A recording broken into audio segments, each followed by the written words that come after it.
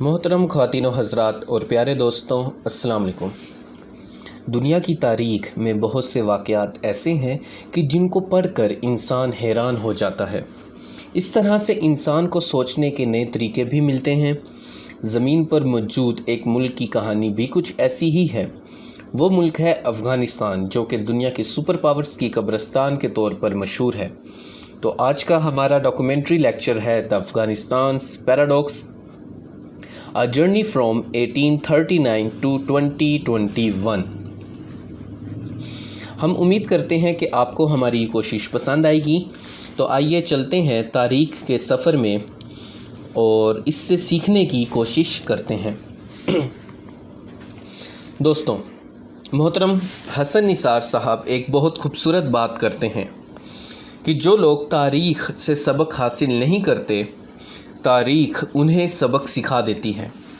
ان کی یہ بات غور طلب ہے، کیونکہ آج افغانستان کو پڑھتے ہوئے ہمیں ان کی یہ بات یاد آتی رہے گی۔ اس کے علاوہ مشہور شخصیت ریٹائر بیوروکریٹ اوریہ مقبول جان کا کہنا ہے کہ جب سے افغانی عوام نے اسلام قبول کیا، تب سے ان کو کوئی بھی غلام نہیں بنا سکا کہ وہ آج دنیا کی سپر پاورز کی قبرستان کے طور پر اس کی حیثیت سے کھڑا ہے۔ دوستوں، پیراڈاکس وہ چیز ہوتی ہے جو کہ اپنا وجود رکھتی ہے، ایگزسٹنس رکھتی ہے، مگر عقل یعنی انٹیلیجنس کو اس پر یقین نہیں آتا۔ بالکل ایسے ہی افغانستان بھی ہے کہ وہاں پر برطانیہ یعنی گریٹ بریٹن جب وہ سپر پاور تھا تو ہارا تھا۔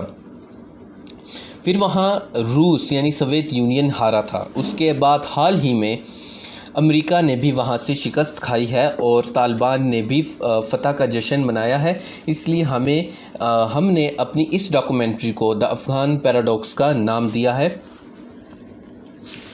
افغانستان ایک لینڈ لاکڈ ملک ہے جس کے چاروں طرف زمین ہے، دوسرے ممالک ہیں۔ اس کو کوئی دریا یا سمندر نہیں لگتا، اس کے چاروں طرف زمین اور خشکی ہے۔ اس کے ایک طرف پاکستان ہے، مشرق میں پاکستان، مغرب میں ایران اور اوپر کی جانب تاجکستان، ازبکستان ہے اور شمال مشرق میں چین ہے۔ اس کا وفاقی شہر کابل ہے۔ رقبہ یعنی ایریا 6,52,860 اسکوائر کلومیٹر ہے۔ آبادی تقریباً 3 کروڑ 80 لاکھ کے آس پاس ہے اور وہاں پشتو اور داری زبانیں سب سے زیادہ بولی جاتی ہیں۔ اس کے علاوہ آبادی کا کچھ حصہ فارسی اور ترکی زبانیں بھی بولتے ہیں۔ ویسے تو زمین پر بہت سارے ممالک آباد ہیں اور افغانستان براعظم ایشیا میں موجود ہے، جو کہ رقبے اور آبادی کے لحاظ سے دنیا کا سب سے بڑا براعظم ہے۔ دوستوں، یہ ہے براعظم ایشیا، جہاں پر دنیا کے سب سے زیادہ لوگ رہتے ہیں اور جو کہ بہت مختلف کلچر رکھتے ہیں اور بہت ہی دلچسپ براعظم ہے، کانٹیننٹ ہے۔ اسی میں افغانستان بھی موجود ہے۔ براعظم ایشیا میں دنیا کی بڑی طاقتیں موجود ہیں، جیسے روس، چین، ہندوستان، پاکستان، سعودی عربیہ، ایران، جاپان، جنوبی کوریا، ترکی اور ملیشیا کے ساتھ انڈونیشیا بھی شامل ہیں۔ ان تمام کے درمیان افغانستان ایک منفرد اور دلچسپ حیثیت رکھتا ہے کیونکہ وہ قدرتی وسائل سے مالا مال ہمسائے رکھتا ہے۔ اس کے پڑوس میں دنیا کا واحد اسلامک اٹامک ملک پاکستان بھی ہے، جو کہ اٹامک پاور رکھتا ہے۔ وہ دنیا کی معاشی قوت رکھنے والے چین کا بھی پڑوسی ہے۔ آپ یہاں پر اس کو دیکھ سکتے ہیں۔ افغانستان کے اوپر کی جانب اگر آپ دیکھیں تو افغانستان کے اوپر کی جانب سینٹرل ایشین کنٹریز ہیں، وسطی ایشیائی ممالک ہیں، جو کہ رقبے اور قدرتی وسائل دونوں سے مالا مال ہیں۔ They have huge area and natural resources. تو ان کا ہمسایہ ہونے کی وجہ سے افغانستان کی اہمیت میں بہت زیادہ اضافہ ہو جاتا ہے۔ سینٹرل ایشیا یعنی وسطی ایشیا کے مغرب میں کیسپین سی موجود ہے، جو کہ قدرتی وسائل سے مالا مال ہے۔ یہاں پر آپ دیکھ سکتے ہیں، یا جہاں پر لیزر پوائنٹر ہے، یہ کیسپین سی ہے۔ تو کیسپین سی موجود ہے جو کہ قدرتی وسائل سے مالا مال ہے۔ تو آپ افغانستان کی اہمیت کا اندازہ لگا سکتے ہیں کہ اگر افغانستان میں امن و امان ہو تو کس طرح سے ایشیا کو فائدہ ہو سکتا ہے اور خود افغانستان بھی دنیا کا امیر ملک بن سکتا ہے۔ تو ایک طرف سینٹرل ایشیا، تو آپ یہاں پر یہ دیکھ سکتے ہیں، یہ سینٹرل ایشیا کا علاقہ ہے، یہ سارا کا سارا۔ اور سینٹرل ایشیا کا یہاں پہ پاپولیشن آپ کو بتائی گئی ہے، اور اس میں جو لینگویجز بولی جاتی ہیں وہ بتائی گئی ہیں۔ اس کا ایریا 4 ملین کلومیٹر اسکوائر ہے، اور اس کا G D P per capita بھی کافی اچھا ہے، اور وہ کافی طاقتور ممالک ہیں۔ تو ایک طرف سینٹرل ایشیا تو دوسری طرف مڈل ایسٹ ہے۔ مڈل ایسٹ ایک جیو پولیٹیکل یعنی جغرافیائی سیاست کے لحاظ سے چند ممالک پر موجود ایک علاقہ ہے، جس میں Iran, Iraq, Saudi Arabia, Oman, Yemen, Qatar, Dubai, U A E, Muscat, Kuwait, شام، سیریا، اردن یعنی جارڈن، اسرائیل، فلسطین، ترکی اور اسرائیل، فلسطین، مصر وغیرہ شامل ہیں۔ تو آپ دیکھ سکتے ہیں کہ عالمی سیاست یعنی انٹرنیشنل پولیٹکس کے لحاظ سے، قدرتی وسائل اور نیچرل ریسورسز کے لحاظ سے یہ کتنے طاقتور ممالک ہیں۔ تو افغانستان اس خطے میں ایران کا ہمسایہ ہے، جس سے اس کی اہمیت اور زیادہ بڑھ جاتی ہے، اور ایران مخالف ممالک اس کو اپنا دوست بنانا چاہیں گے تاکہ ایران پر دباؤ ڈالا جا سکے۔ تو آپ اندازہ لگا سکتے ہیں کہ یہ کتنا اہم ملک ہے۔ یہاں پر آپ کو مڈل ایسٹ زمین کے گلوب پر دکھایا جا رہا ہے، تو وہ رقبے کے لحاظ سے بھی بہت زیادہ ہے، اور قدرتی وسائل کے لحاظ سے بھی، تجارت کے لحاظ سے بھی، ٹریڈنگ کے لحاظ سے بھی، کیونکہ جو یورپ اور ایشیا کے درمیان تجارت ہے وہ میڈیٹرینین سی اور ریڈ سی سے ہوتی ہے۔ یہ آپ جو لیزر پوائنٹر جہاں پر ہے یہ ہے میڈیٹرینین سی، اور یہ جو اب یہاں پر لیزر پوائنٹر ہے یہ ہے ریڈ سی۔ تو یہ یہاں ایجپٹ کے پاس سے سوئز نہر سے ان کے درمیان رابطہ قائم ہوتا ہے، اور ایشیا اور یورپ کی تجارت اس سمندری راستے سے ہوتی ہے۔ تو افغانستان اس لحاظ سے بھی کافی اہمیت رکھتا ہے۔ اور افغانستان کے مشرق میں مملکت پاکستان موجود ہے، اسلامی جمہوریہ پاکستان، جو کہ دنیا میں اٹامک پاور بھی ہے، اور آبادی تقریباً 22 کروڑ ہے، اور قدرتی وسائل سے بھی مالا مال ہے، اور سیاحت یعنی ٹورزم کا اتنا زیادہ سکوپ ہے کہ اگر کام کیا جائے تو سالانہ $10 بلین کمانے کی حیثیت رکھتا ہے۔ تو ایسے ملک کا پڑوسی ہونا افغانستان کی اہمیت میں اور زیادہ اضافہ کر دیتا ہے۔ اس کے ساتھ ساتھ واخن کے علاقے سے وہ چین کے ساتھ بھی جڑتا ہے، جس سے اس کی اہمیت میں اور زیادہ اضافہ ہو جاتا ہے، کیونکہ چین اس وقت دنیا کی دوسری سپر پاور کے طور پر موجود ہے۔ یہ آپ دیکھ سکتے ہیں جہاں پہ یہ لیزر پوائنٹر ہے، یہ واخن کا علاقہ ہے، اور یہاں سے چین اور افغانستان ایک دوسرے کے ہمسائے بنتے ہیں۔ دوستوں، اس بارے میں علامہ اقبال نے کیا خوب کہا تھا کہ آسیہ یک پیکر آبوگیل است، ملت افغان در آ پیکر دل است، از فساد او فساد آسیہ در کشاد او کشاد آسیہ۔ یعنی ڈاکٹر محمد علامہ اقبال رحمۃ اللہ علیہ کے مطابق ایشیا خوبصورتی سے بنا ایک جسم ہے، جس میں افغانستان دل کی حیثیت رکھتا ہے، اور افغانستان میں فساد ایشیا میں فساد ہے، اور افغانستان میں امن ایشیا میں امن ہے۔ اوپر کی گئی تمام باتوں سے اور علامہ اقبال کی شاعری سے آپ افغانستان کی اہمیت کا اندازہ لگا سکتے ہیں۔ جیسے کہ ہم آپ کو پہلے بھی بتا چکے ہیں کہ افغانستان دنیا کی سپر پاورز کی قبرستان کی حیثیت رکھتا ہے، اور اوپر کی گئی باتوں سے آپ اس کی اہمیت اور زیادہ سمجھ سکتے ہیں۔ تاج برطانیہ، سوویت یونین، امریکہ، تینوں سپر پاورز کو افغانستان فتح کرنے میں ناکام رہا ہے، ان کو ناکامی ہوئی ہے۔ افغانستان وہ جگہ ہے جہاں پر زمین کے خدا اپنا غرور ختم کروا کے جاتے ہیں اور اپنی حقیقت پہچان لیتے ہیں۔ آج کے دور میں جہاں بچے موبائل، ٹیبلٹ، لیپ ٹاپ اور گیمنگ کمپیوٹر چلاتے ہیں، اسی دور میں افغانستان میں موجود بچے زندگی کی جنگ لڑتے ہیں۔ مشہور ناول ایک ہے کائٹ رنر، اور اس کے مصنف خالد حسین لکھتے ہیں کہ there are a lot children in Afghanistan but little childhood، یعنی افغانستان میں بچے تو بہت ہیں مگر بچپن بہت کم ہے۔ جنگ نفسیاتی طور پر انسان کو ہلا دیتی ہے۔ تو بڑھتے ہیں کہ کیسے افغانستان سپر پاورز کی قبرستان بنا تھا، اور ہمارا جو اب ٹاپک سٹارٹ ہونے لگا ہے وہ ہے اینگلو افغان وار، جو کہ 3 حصوں میں ہوئی تھی، اور ہم آپ کو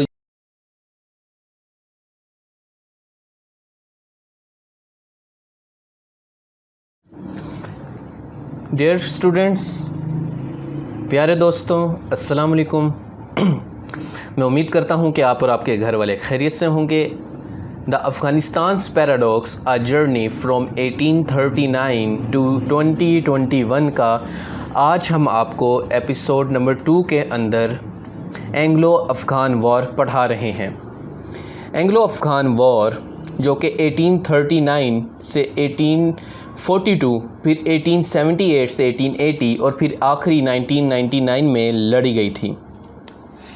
ہم آپ کو اس لیکچر کے اندر یہ پڑھائیں گے کہ کیسے تاج برطانیہ اپنے وقت میں سپر پاور ہونے کے باوجود افغانستان کو اپنی کالونی نہیں بنا سکا تھا، کہ کیسے آسٹریلیا سے لے کر امریکہ تک اس کی حکومت تھی۔ کوئی بھی دنیا کا کونا ایسا نہیں تھا کہ جہاں پر اس کی حکومت نہ ہو۔ ایک طرف دن ہوتا تھا اس کی کالونی میں تو دوسری طرف رات ہوتی تھی۔ تو ملکہ برطانیہ نے یہ بھی کہہ دیا تھا کہ برٹن امپائر کا جو رقبہ ہے اتنا زیادہ ہے کہ وہاں پر سورج غروب نہیں ہوتا، ہمیشہ سورج ہی رہتا ہے، کہ ایک طرف دن ہوتا ہے اور دوسری طرف رات ہوتی ہے۔ تو اینگلو افغان وار جنگ جو ہے وہ 3 حصوں پر مشتمل ہے، اور یہ تاج برطانیہ اور افغانستان کے درمیان ہوئی تھی۔ گریٹ برٹن یعنی تاج برطانیہ برصغیر میں بیٹھا یہ جنگ لڑ رہا تھا۔ روس کا کافی اثر و رسوخ اس خطے میں بڑھتا چلا جا رہا تھا، جو کہ تاج برطانیہ کو بالکل پسند نہیں تھا۔ وہ اکیلا چوہدری بن کر اس خطے میں رہنا چاہتا تھا۔ دوستوں، پہلی اینگلو افغان جنگ میں دوست محمد خان بارکزئی افغانستان کے حکمران تھے، اور ان کو امیر کبیر بھی کہا جاتا تھا۔ وہ بارکزئی ریاست کے افغانستان میں بانی تھے، فاؤنڈر تھے۔ وہ ایک سنی مسلم تھے۔ ان کی 16 بیویاں تھیں، 27 بیٹے اور 25 بیٹیاں تھیں۔ انہوں نے 1823 سے 63 تک حکومت کی تھی۔ پہلا جو تھا وہ 23 سے 39 تک تھا، پھر 45 سے 63 تک، بیچ میں تھوڑا گیپ آیا تھا۔ تو انہوں نے تاج برطانیہ کو شکست دی تھی اور دنیا کی اس وقت کی سپر پاور کو ہرایا تھا اور اپنے ملک میں آزادی قائم رکھی تھی۔ تو یہاں پر آپ دیکھ سکتے ہیں رائٹ سائڈ پر دوست محمد خان بارکزئی کو۔ اس وقت دوسری اینگلو افغان جنگ ہوئی تھی جو کہ تاج برطانیہ نے جیتی، مگر وہ اس کے باوجود افغانستان پر قبضہ نہیں کر سکی، یعنی ٹیکنیکلی ان کی جیت بھی ہار کے برابر تھی۔ پیپر ورک تک ان کو جیت حاصل ہو چکی تھی، لیکن اس کے باوجود وہ صرف برصغیر یعنی سب کانٹیننٹ تک محدود رہی تھی اور افغانستان کے اوپر قبضہ کرنے میں ناکام رہی تھی۔ شیر علی خان جو کہ دوست محمد کے تیسرے بیٹے تھے، وہ افغانستان کے حکمران تھے، یعنی کہ اپنے والد کی ڈیتھ کے بعد وہ افغانستان کے حکمران بنے تھے۔ جب دوسری اینگلو افغان جنگ ہوئی تھی تو اس وقت وہی افغانستان کے حکمران تھے۔ یہ 1863 سے لے کے 1879 تک ملک کے حکمران رہے، اور انہوں نے بہت کوشش کی تھی کہ وہ افغانستان کو روس اور تاج برطانیہ کے درمیان پرامن رکھ سکیں اور دونوں طاقتوں کے درمیان ایکویلیبریم قائم کر سکیں، بیلنس قائم کر سکیں، اور دونوں کی طاقت کی جنگ کا حصہ نہ بن جائیں، مگر وہ گریٹ برٹن اور روس کی گریٹ گیم کا حصہ بن گئے، اور دوسری اینگلو افغان جنگ ہوئی، مگر وہ برطانیہ کی کالونی پھر بھی نہیں بنے۔ یہ ان کی فتح تھی کہ ایک سپر پاور کہ جس کی سلطنت میں سورج غروب نہیں ہوتا، آپ اس کی کالونی نہیں بنے۔ دوستوں، پہلی جنگ عظیم جو کہ 1914 سے 1918 کے درمیان ہوئی تھی، جس میں سلطنت عثمانیہ دا اوٹومن امپائر بھی شریک ہوئی تھی، اور اسی کے ہارنے پر سن 1919 میں اس کے ٹکڑے کر دیے گئے تھے۔ تو اس جنگ میں افغانستان اسلامی ریاست کو سپورٹ کر رہا تھا۔ سلطنت عثمانیہ دا اوٹومن امپائر اور دا گریٹ برٹن ایک دوسرے کے مخالف تھے۔ سلطنت عثمانیہ کو سپورٹ کرنے کا سیدھا مطلب یہ تھا کہ تاج برطانیہ سے دشمنی لی جائے، اور افغانستان نے اپنے ہمسائے میں بیٹھی سپر پاور تاج برطانیہ سے دشمنی مول لے لی تھی۔ تو اس کے ساتھ ہی 1919 میں تیسری اینگلو افغان جنگ ہوئی کہ جنگ عظیم میں جیت کے بعد برطانیہ اب افغانستان کو سبق سکھانا چاہتا تھا، کیونکہ جو نیا حکمران تھا وہ برطانیہ کے بہت خلاف تھا۔ تو تیسری اینگلو افغان جنگ میں بھی وہ افغانستان کو اپنی کالونی بنانے میں ناکام رہا تھا۔ تو پہلے جنگ عظیم میں افغانستان کا حکمران تھا حبیب اللہ خان، جو کہ تاج برطانیہ سے بڑی سمجھداری سے چل رہا تھا، مگر اس کو قتل کر دیا گیا تھا 20 فروری 1919، یعنی کہ 20 فروری 1919 کو اس کو قتل کر دیا گیا تھا، اور اسی کا بیٹا امان اللہ خان اقتدار میں آیا، جو کہ تاج برطانیہ سے نفرت کرتا تھا اور تیسری جنگ میں افغانستان کا حکمران تھا۔ اسی جنگ کے نتیجے میں ڈیورنڈ لائن وجود میں آئی تھی، جو کہ مشہور راولپنڈی معاہدے کا نتیجہ ہے، جو کہ آج کے پاکستان کا شہر راولپنڈی جہاں پر موجود ہے، یہ معاہدہ وہاں پر ہوا تھا۔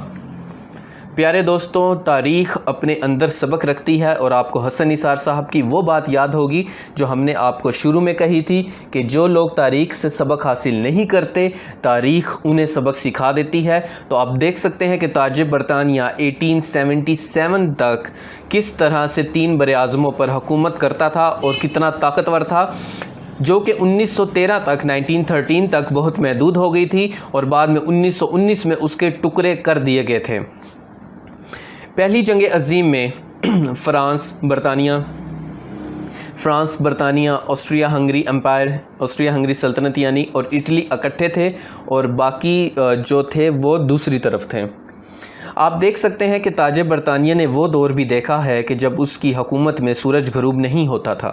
مشرق سے مغرب تک، آسٹریلیا سے امریکہ تک اس کی حکومت تھی، اور ایک ایسی قوت کی کالونی نہ بننا، وہ بھی 3 جنگ ہونے کے باوجود ایک بہت بڑی بات تھی، اور یہ افغانستان کا لینڈ مارک ہے کہ وہ دا گریٹ برٹن امپائر کی کالونی نہیں بنا تھا، جبکہ وہ اس سے 3 جنگیں لڑ چکا تھا۔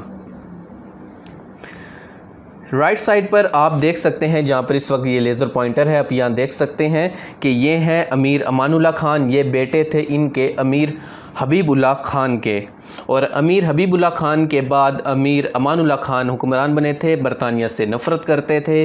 تیسری جنگ ہوئی اور at the end Durand line کا معاہدہ ہوا جو کہ 1919 میں راولپنڈی میں ہوا تھا۔ اس کے اوپر افغان حکومت کو آج بھی اعتراضات ہیں اور وہ پاکستان سے اس معاملے پر بات کرتے رہتے ہیں۔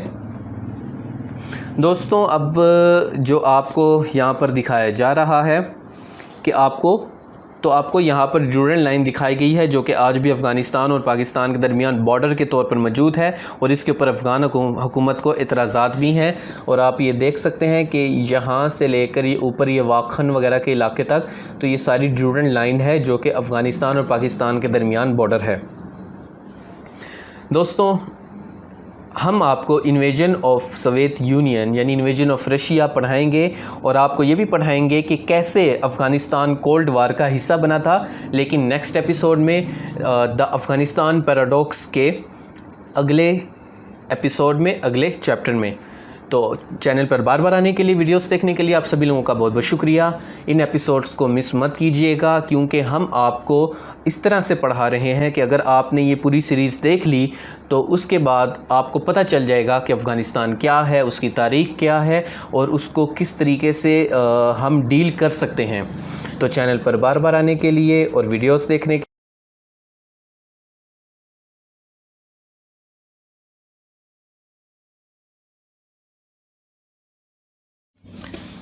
ڈیئر اسٹوڈنٹس، پیارے دوستوں، السلام علیکم۔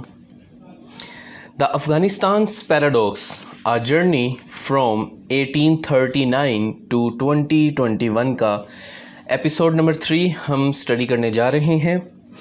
اس ڈاکومنٹری لیکچر کے اندر ہم آپ کو افغانستان کی کمپلیٹ ہسٹری پڑھا رہے ہیں 1839 to 2021، تاکہ آپ اس قابل ہو سکیں کہ آپ افغانستان کی موجودہ صورتحال کو اچھے طریقے سے سمجھ سکیں، اور جب بھی کوئی خبر اس کے بارے میں آئے تو آپ اس کا اچھے طریقے سے انالیٹیکل انالیسس کر سکیں۔ دوستوں، اب بہت ہی دلچسپ بات شروع ہونے لگی ہے۔ ہم آپ کو پڑھا چکے ہیں پچھلے ایپیسوڈ میں کہ کیسے برطانیہ افغانستان کو اپنی کالونی بنانے میں ناکام رہا تھا۔ تو آج ہم پڑھیں گے کولڈ وار کے بارے میں، کہ جب کولڈ وار ہو رہی تھی تو اس ٹائم افغانستان پر اس کا کیا اثر ہوا تھا، اور جب سوویت یونین نے افغانستان پر قبضہ کرنے کی کوشش کی تھی تو اس کے بعد کیا ہوا تھا۔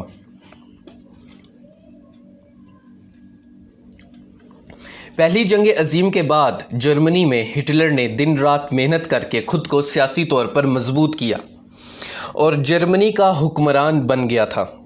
اڈولف ہٹلر کی سربراہی میں جرمن قوم دن رات محنت کر رہی تھی، مگر ایک خرابی تھی کہ وہ انتہا پسند ہو رہی تھی، اور ہٹلر کے جرمنی نے دوسری جنگ عظیم کی ابتدا کر دی، جس کے بعد پوری دنیا میں دوسری جنگ عظیم چھڑ گئی۔ ایک طرف جرمنی، جاپان، تو دوسری طرف برطانیہ، امریکہ، روس اور چین اکٹھے تھے۔ روس اس وقت سوویت یونین کی حیثیت سے ابھر چکا تھا اور وہ دنیا کی سپر پاور کے طور پر خود کو منوانے کی کوشش کر رہا تھا۔ دوستوں، یہ بہت حیران کن بات ہے کہ کولڈ وار کے دشمن دوسری جنگ عظیم میں دوست تھے۔ امریکہ اور سوویت یونین اکٹھے تھے، انہوں نے اکٹھے جنگ لڑی تھی اور جرمنی کو شکست دی تھی۔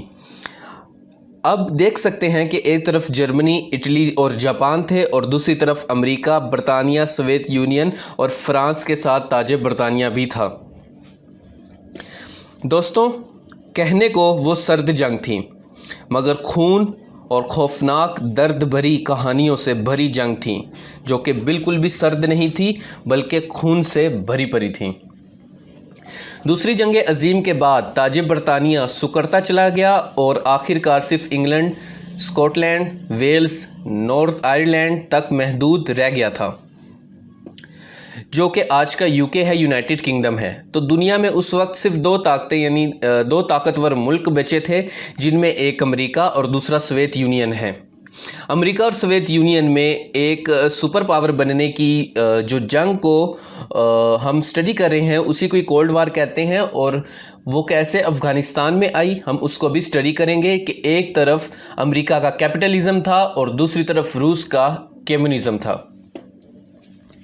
اس کولڈ وار کا حصہ افغانستان بھی بنا تھا۔ کہنے کو یہ سرد جنگ تھی، مگر یہ بہت ظالم جنگ تھی، جو کہ ان دو سپر پاورز کو ایک دوسرے سے لڑنا تھی، زیادہ سے زیادہ معلومات اکٹھے کرنا تھی تاکہ ایک دوسرے پر سبقت حاصل کر جائیں، اور اس کے ساتھ ساتھ اپنے اتحادی بھی بنانے تھے۔ امریکہ کے اتحادی میں وہ ملک تھے جو کہ جمہوریت رکھتے تھے اور کیپٹلزم رکھتے تھے، اور جبکہ جو سوویت یونین تھا وہ کمیونسٹ نظریات رکھنے والے ممالک کو اپنا اتحادی بنا رہا تھا۔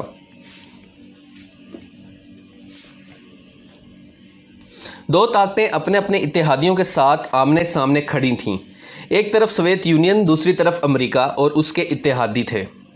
سوویت یونین میں کمیونزم تھا، جبکہ امریکہ اور اس کے اتحادیوں میں جمہوریت اور کیپٹلزم تھا، مینز ڈیموکریسی اینڈ کیپٹلزم۔ دوستوں، کیپٹلزم کا مطلب ہے کہ اگر آپ کے پاس اضافی پیسے ہیں تو آپ اس سے کاروبار کر کے اور پیسے بنا سکتے ہیں اور کاروبار کر سکتے ہیں۔ مطلب کہ آپ کے پاس جتنے بھی اضافی پیسے ہیں وہ آپ کا کیپٹل ہے، جس کو آپ کہیں پر انویسٹ کر کے اور منافع حاصل کر سکتے ہیں، وہ آپ کا کیپٹل بڑھتا چلا جائے گا، تو آپ امیر سے امیر تر ہوتے چلے جائیں گے جب تک آپ کو پروفٹ آتا رہے گا۔ دوسری طرف کمیونزم تھا، جس میں سب کچھ اسٹیٹ کی ملکیت ہوتی تھی، ریاست کی ملکیت میں سب کچھ ہوتا تھا، ریاست کے پاس ہوتا تھا، اور پھر ریاست لوگوں کی ضروریات کے مطابق ان کو چیزیں، سہولیات اور تعلیم دیتی تھی۔ یعنی کہ اگر ایک بچہ ہے تو اس کو بچے کی ضروریات کے مطابق ملے گا، ایک اڈلٹ ہے تو اس کو اڈلٹ کی ضروریات کے مطابق ملے گا، ایکسٹرا ایکسٹرا۔ تو اس طرح کا سسٹم تھا۔ تو یہ ایک بنیادی اور سادہ سا فرق ہے دونوں نظریات کے بارے میں جو ہم نے آپ کو بتا دیا۔ ہم اس کے اوپر ایک کمپلیٹ ڈاکومنٹری بھی بنائیں گے، ڈاکومنٹری لیکچر بنائیں گے کولڈ وار کے اوپر۔ تو امریکہ اور سوویت یونین کے درمیان یہ جنگ 1947 کو شروع ہوئی تھی اور 1991 میں ختم ہوئی، جبکہ 1991 میں سوویت یونین روس اور 15 دیگر ممالک میں ٹوٹ گیا تھا۔ سرد جنگ دنیا کے ہر خطے میں لڑی گئی تھی، اور یہ اصل جنگ تھی سوویت یونین اور امریکہ کے درمیان کہ آخر میں کون اس دنیا کی ایک اکیلی عالمی طاقت سپر پاور کے طور پر کھڑا رہتا ہے۔ دوستوں، 12 سے 13 اگست 1961 یعنی کہ 12 to 13 اگست 1961 کی رات سرد جنگ اس وقت تیز ہوگی جب روس نے برلن کی دیوار جرمنی میں بنانا شروع کر دی تھی۔ برلن جرمنی کا شہر تھا، کیپٹل تھا، اور دوسری جنگ عظیم کے بعد ہٹلر کی موت کے بعد جرمنی پر فرانس، امریکہ، برطانیہ اور روس کا قبضہ تھا، مگر واضح قبضہ روس اور امریکہ کے درمیان تھا۔ تو روس نے ایک دیوار بنائی تھی کہ جرمنی کو 2 حصوں میں تقسیم کر دیا جائے، جسے برلن وال کہتے ہیں، برلن کی دیوار کہتے ہیں۔ مشرقی جرمنی جو کہ سوویت یونین کے پاس تھا، اور مغربی جرمنی امریکہ اور اس کے اتحادیوں کے پاس تھا، اور درمیان میں ہی ایک دیوار بنا دی گئی تھی۔ اور ہاں، یہ جو برلن کی دیوار ہے اور یہ جو سارے معاملات ہیں، اس کے اوپر ایک بہت پیاری مووی ہے bridge of spies, Tom Hanks کی، تو آپ وہ بھی دیکھ سکتے ہیں۔ تو آگے بڑھتے ہیں۔ تو دونوں ممالک کے درمیان سرد جنگ عروج پر تھی، اور دونوں کے درمیان پروکسی وار شروع ہو چکی تھی کہ علاقہ دوسرے کا ہوگا، फ़ौज भी उन्हीं ममालिक की होगी। इंफॉर्मेशन और टेक्नोलॉजी की मदद से अपने इत्तेहादियों की मदद की जाएगी और जंग जीत ली जाएगी। तो इसको प्रॉक्सी वार कहते हैं। तो ये जंग दुनिया के मुख्तलिफ़ हिस्सों में हुई, जैसे कोरिया, वियतनाम, क्यूबा, अफ़गानिस्तान वगैरह वगैरह। तो हम इसके ऊपर एक कंप्लीट डॉक्यूमेंट्री भी बनाएंगे कोल्ड वार के ऊपर। अभी हमने सिर्फ इसको अफ़गानिस्तान के पर्सपेक्टिव में पढ़ना है। अब आपके सामने वाज़िह है, क्रिस्टल क्लियर है कि उस वक्त दुनिया में क्या चल रहा था और दुनिया कैसे चल रही थी। अगर आपने हमारे पहले 2 एपिसोड्स भी देखे हैं तो आपको पता चल चुका होगा कि किस तरह से दुनिया चल रही थी, कि अमेरिका और सोवियत यूनियन पूरी दुनिया में अपने इत्तेहादियों की तादाद में इजाफ़ा करते चले जा रहे थे और उनका मकसद ये था कि हमारी ताकत में इजाफ़ा होता रहे ताकि हम दुनिया की अकेली सुपर पावर के तौर पर खड़े रहें। इसकी एक मिसाल नेटो है, यानी नॉर्थ अटलांटिक ट्रीटी ऑर्गेनाइजेशन, जिसके तहत अमेरिका ने यूरोप के साथ इत्तेहाद किया था ताकि वहाँ पर सोवियत यूनियन की दोस्ती को रोका जा सके, उसको कमज़ोर किया जा सके। उसका मरकज़ी दफ्तर ब्रसल्स में था, बेल्जियम में था। ये 14 अप्रैल 1949 को इदारा बनाया गया था और ये जंग और दीगर सूरत हाल में एक दूसरे के साथ इत्तेहाद करेंगे। कोई भी इकनॉमिक कोलैप्स आता है या कोई भी दूसरी ताकत उनके ऊपर हमला कर देती है तो नेटो ममालिक इकट्ठे उसके ख़िलाफ़ लड़ेंगे, चाहे वो इकनॉमिक का इशू हो या फिर कोई दूसरा मुल्क उनके ऊपर हमला कर दे। तो दूसरी तरफ सोवियत यूनियन वारसा पैक्ट करके दुनिया के मुख्तलिफ ममालिक के साथ इत्तेहाद कायम कर रहा था और उसने इत्तेहाद कायम किया था जिसके तहत वो अमेरिका को शिकस्त दे सके। ये 14 मई 1955 को ये पैक्ट किया गया था। इसका मरकज़ी दफ्तर मॉस्को में था और सोवियत यूनियन के खात्मे के बाद 1991 में इस इदारे का भी खात्मा हो गया था। यूरोप 2 हिस्सों में तकसीम हो चुका था, एक तरफ सोवियत यूनियन और उसके इत्तेहादी, दूसरी तरफ यूरोप और उसके इत्तेहादी सर्द जंग में हिस्सा ले रहे थे और तबले जंग बच चुका था। आप देख सकते हैं कि ये जो यूरोप वाला एरिया है वो 2 हिस्सों में डिवाइड हो चुका था। जो ग्रीन कलर है वो नेटो है और जो लाइट रेड कलर है वो सोवियत यूनियन और उसके इत्तेहादी हैं। एक तरफ नेटो है, एक तरफ वारसा पैक्ट है और जो वाइट एरिया है उन्होंने कोई एग्रीमेंट साइन नहीं किया था। तो दोस्तों दुनिया 2 हिस्सों में तकसीम हो चुकी थी, एक तरफ कम्युनिज़म था और दूसरी तरफ कैपिटलिज़म था। आप यहाँ देख सकते हैं कि कैसे दुनिया 2 हिस्सों में तकसीम हुई थी, कि जो रेड वाली साइड है वो कम्युनिज़म है और जो ब्लू वाली साइड है वो नेटो है।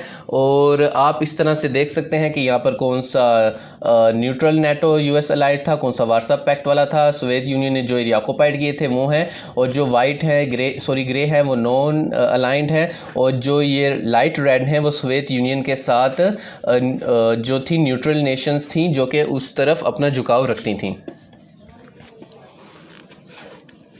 माशी खुशहाली इकनॉमिक ग्रोथ के लिए सोवियत यूनियन ने एक तंजीम बनाई थी जिसका नाम कॉमिकॉन था, जो कि 25 जनवरी 1949 में कायम हुई थी और 1991 में सोवियत यूनियन के इख्तिताम तक कायम रही थी। इसको जोसेफ स्टालिन ने बनाया था।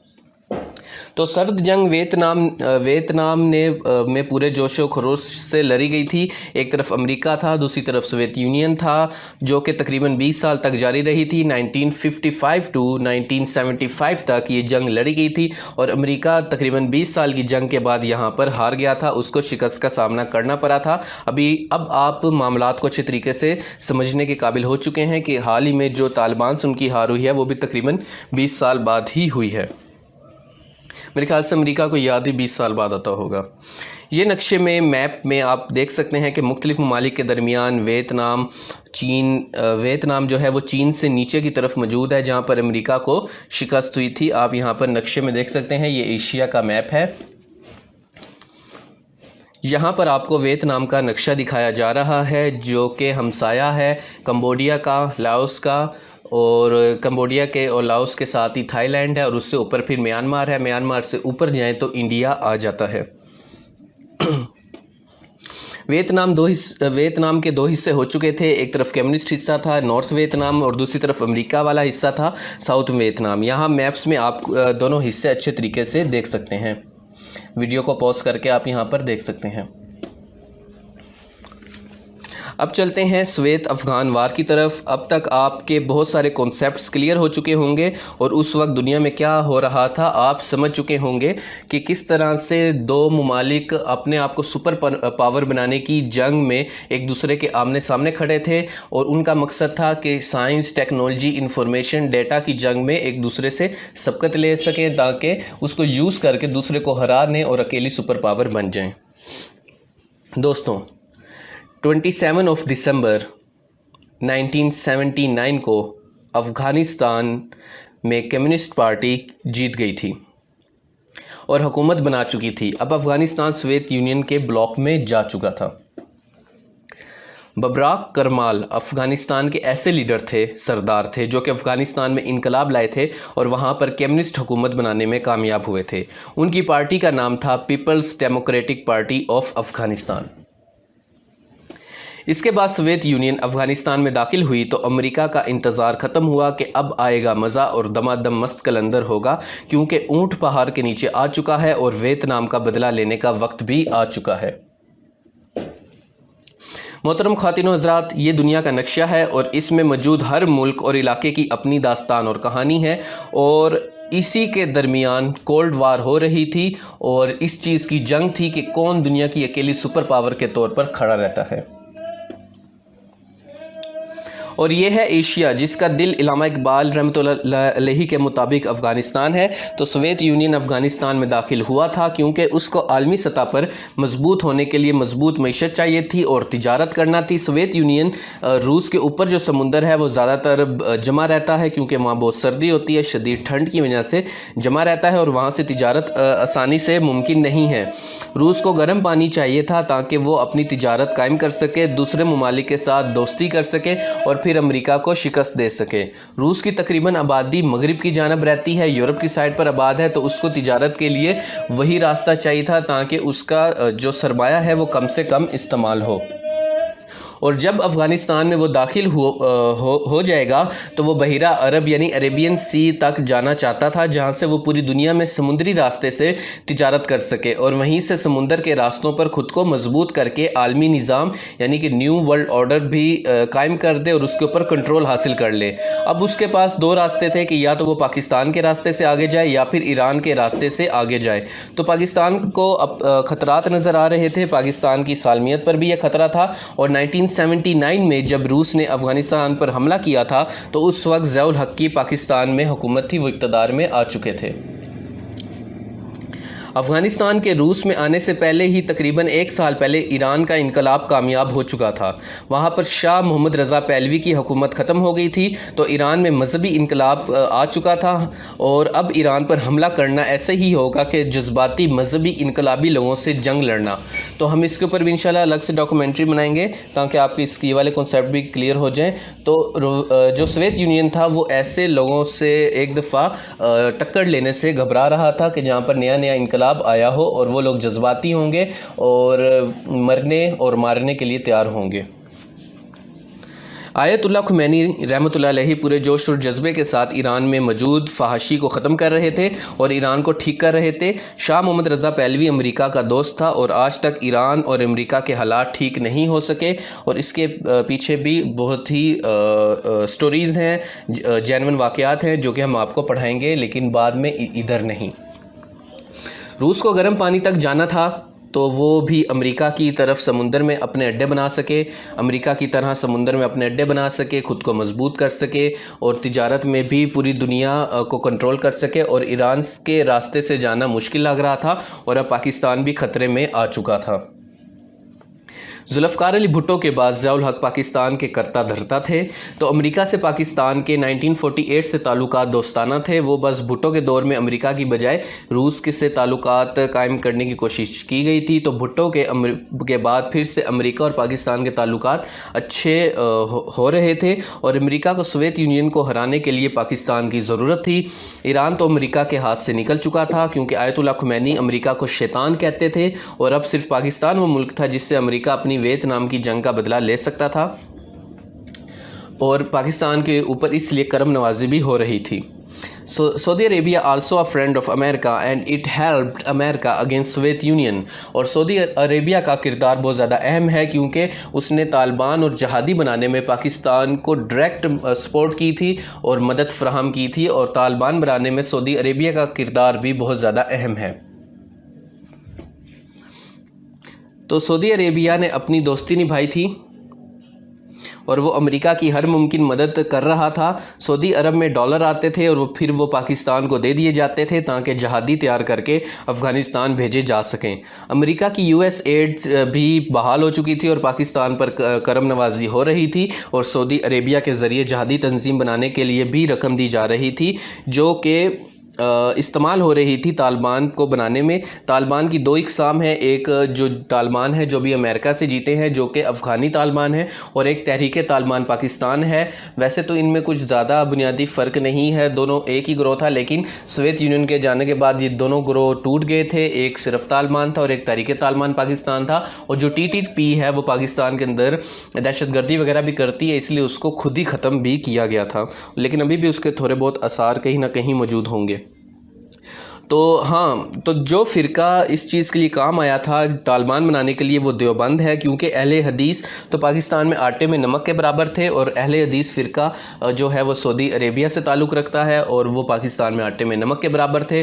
اور بریلوی حضرات تو اپنی خانقاہوں میں تھے.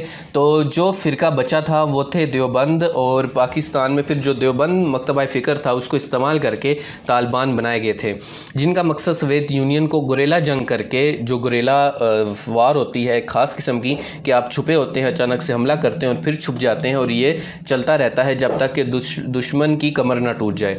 تو اس طریقے سے اب ان کو ہرانا تھا، اور بس اب ایک یہی راستہ بچا تھا.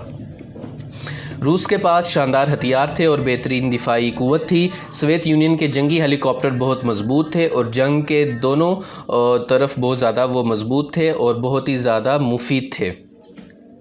امریکہ سوویت یونین کے جنگی ہیلی کاپٹر سے بہت زیادہ پریشان تھا، کیونکہ ہیلی کاپٹر آتے تھے اور بڑی آسانی سے طالبان پر حملہ کر چلے جاتے تھے، اور یہ سلسلہ جاری تھا.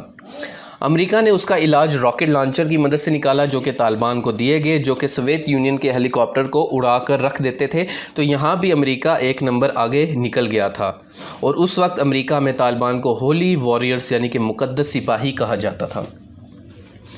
اس میں کوئی شک نہیں کہ روس کے پاس بہترین دفاعی صلاحیت تھی، اچھی ڈیفنس ٹیکنالوجی تھی، مگر سوویت یونین کی معیشت یعنی اکنامک حالت بہت خراب ہوتی جا رہی تھی، کیونکہ وہ دنیا سے تھوڑا بہت کٹ گیا تھا، افغانستان میں جنگ میں انوالو ہو چکا تھا، امریکہ نے اس کو انگیج کر دیا تھا. امریکہ اور نیٹو ممالک دنیا کی معیشت پر چھائے ہوئے تھے ڈیو ٹو کیپٹلزم ایکسیٹرا، اور بہترین دفاع ہونے کے باوجود سوویت یونین ہار رہا تھا کہ اس کے پاس جنگ لڑنے کے لیے جو معیشت جو پیسہ چاہیے وہ کافی نہیں تھا، اور وہ دیوالیہ ہوتا چلا جا رہا تھا، اور پھر اس کو افغانستان چھوڑ کر جانا پڑا تھا. سوویت یونین کی وجہ سے اور اس کی اور امریکہ کی سرد جنگ کی وجہ سے خطے میں اور قبائلی علاقوں میں ہتھیار عام ہو گئے تھے، اور AK-47 تقریباً قبائلی علاقوں کے علاوہ پاکستان کے پوش علاقوں میں بھی عام تھی.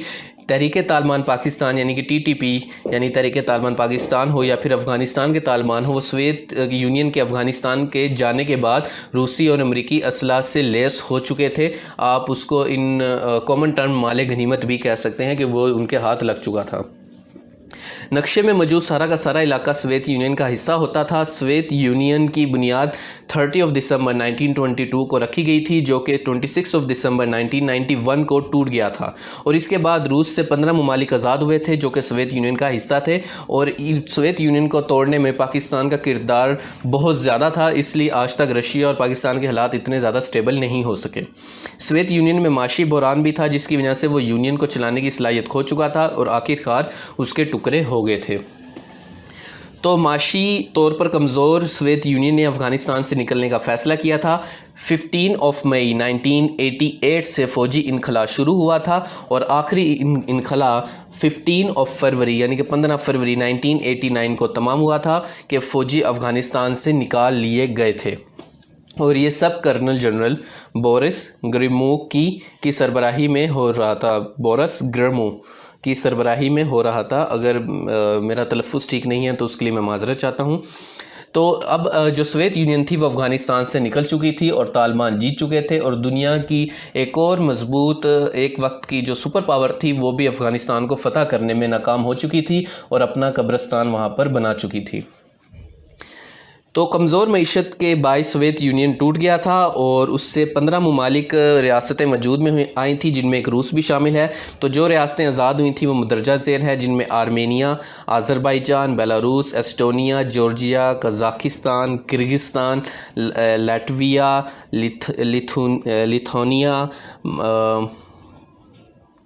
اور اس کے علاوہ Russia, Tajikistan, Turkmenistan, Ukraine, Uzbekistan وغیرہ شامل ہیں۔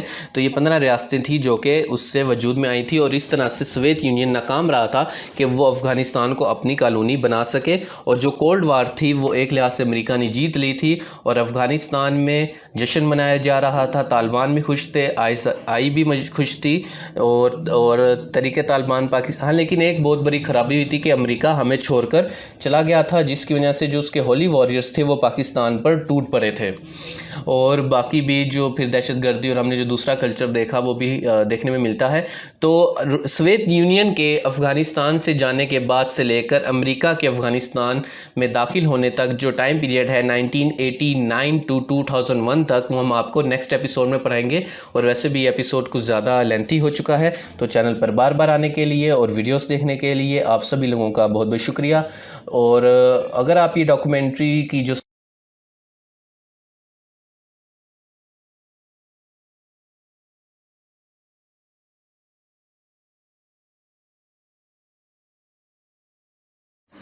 ڈیئر اسٹوڈنٹس، السلام علیکم۔ ہم آپ کو دا افغانستان پیراڈاکس میں اب تک پڑھا چکے ہیں کہ کیسے رشیا یعنی کہ سوویت یونین افغانستان میں ہارا تھا، اور اس کے بعد کیسے اس کے 15 ٹکڑے ہو گئے تھے، جن میں Russia, Armenia, Azerbaijan, Belarus, Estonia, Georgia, Kazakhstan, Kyrgyzstan, Latvia, Lithuania, Russia, Tajikistan, Turkmenistan, Ukraine, Uzbekistan وغیرہ شامل ہیں، اور وہ 15 ممالک میں ٹوٹ گیا تھا اور اس کے 15 حصے ہو گئے تھے۔ اور اب ہم آپ کو ایپیسوڈ نمبر 4 میں پڑھائیں گے کہ سوویت یونین کے افغانستان سے نکلنے اور امریکہ کے افغانستان میں آنے تک کا سفر، یعنی کہ 1998 ٹو 2001 تک کا آج ہم آپ کو لیکچر میں پڑھائیں گے کہ اس دوران کیا ہوا تھا۔ تو سوویت یونین کے ٹوٹنے کے بعد امریکہ آخر میں واحد اکیلی سپر پاور کے طور پر کھڑا تھا، اور اب امریکہ اکیلا دنیا کی سپر پاور تھا، اور اس کی حیثیت سے وہ وہاں پر رول کر سکتا تھا دنیا پر، اور اپنی جو چودراہٹ ہے وہ قائم کر سکتا تھا۔ سوویت یونین کے افغانستان سے نکلنے کے بعد وہاں پر طاقت کی ایک عجیب و غریب جنگ چھڑ گئی تھی۔ ایک طرف طالبان تھے جو کہ پشتو بولنے والے تھے، اور پاکستان کے ساتھ ان کے اچھے تعلقات تھے۔ امریکہ سوویت یونین کے ہارنے کے بعد وہاں سے آرام سے چلا گیا تھا۔ پاکستان، طالبان اور خطے کو اکیلا چھوڑ گیا تھا۔ تو اب جتنے بھی معاملات تھے ان سے اس خطے کے لوگوں کو خود نمٹنا تھا۔